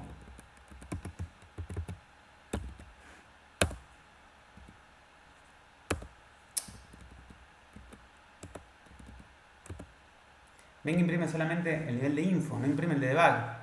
Y de hecho, cuando corrí, si vuelvo a correr el ejemplo de hoy, no imprime más las consultas. Porque solamente se imprimen en modo debug. Vamos a ver un poco entonces cómo funciona esto de la herencia de tablas.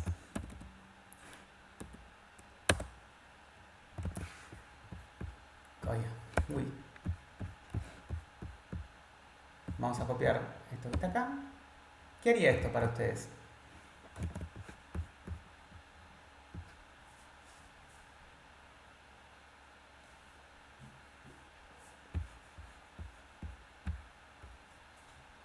A ver si dan cuenta.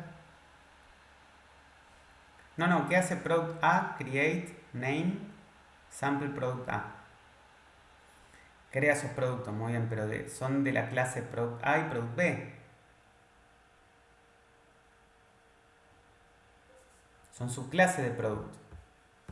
Bueno, fíjense, miren vamos a mirar las consultas. Fíjense, acá puse product A, create, name, sample product A. Fíjense lo que hizo. Insert into products, name, type, y puso name, name, sample product A, type product A. O sea, el nombre fue sample product A y el tipo fue product A. ¿Sí? Y pues cuando inserté el B, me hizo lo mismo, pero me puso que el tipo es product B. Entonces, fíjense si de vuelta vuelvo a probar nuestro programita Ruby. Ahora, fíjense que cuando imprime, es medio confuso verlo con el nivel de debug porque imprime muchas cosas.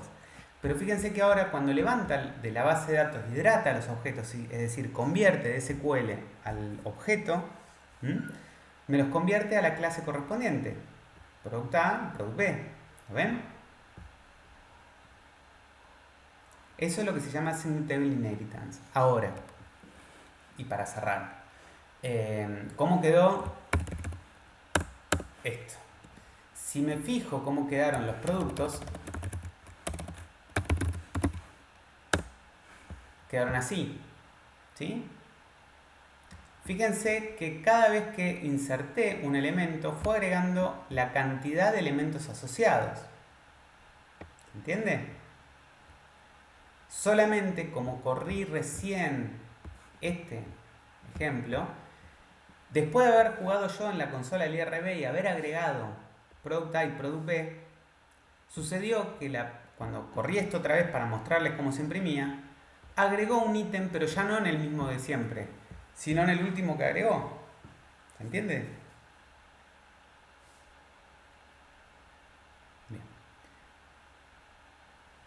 Bueno, les mostré una puntita muy chiquitita de Active Record. ¿Qué les pareció hasta acá? Porque con esto vamos a ir cerrando.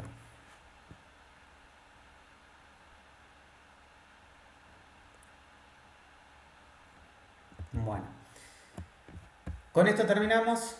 La clase que viene vamos a seguir con el siguiente tema, que ya es, bueno, ver cómo seguir laburando con Active Record para poder crear, recuperar, actualizar y deliminar. Lo dije en castellanglis. Sería create, retrieve, update, delete. ¿Sí? Así que veremos cómo usar los distintos métodos que trae Active Record para trabajar de esta forma. Después vamos a ver migraciones, validaciones, asociaciones, referencias de Active Record. Y después arrancamos con Rex. Como verán, falta un montón ver todavía. Así que bueno, dejo de grabar acá. Nos vemos el próximo martes.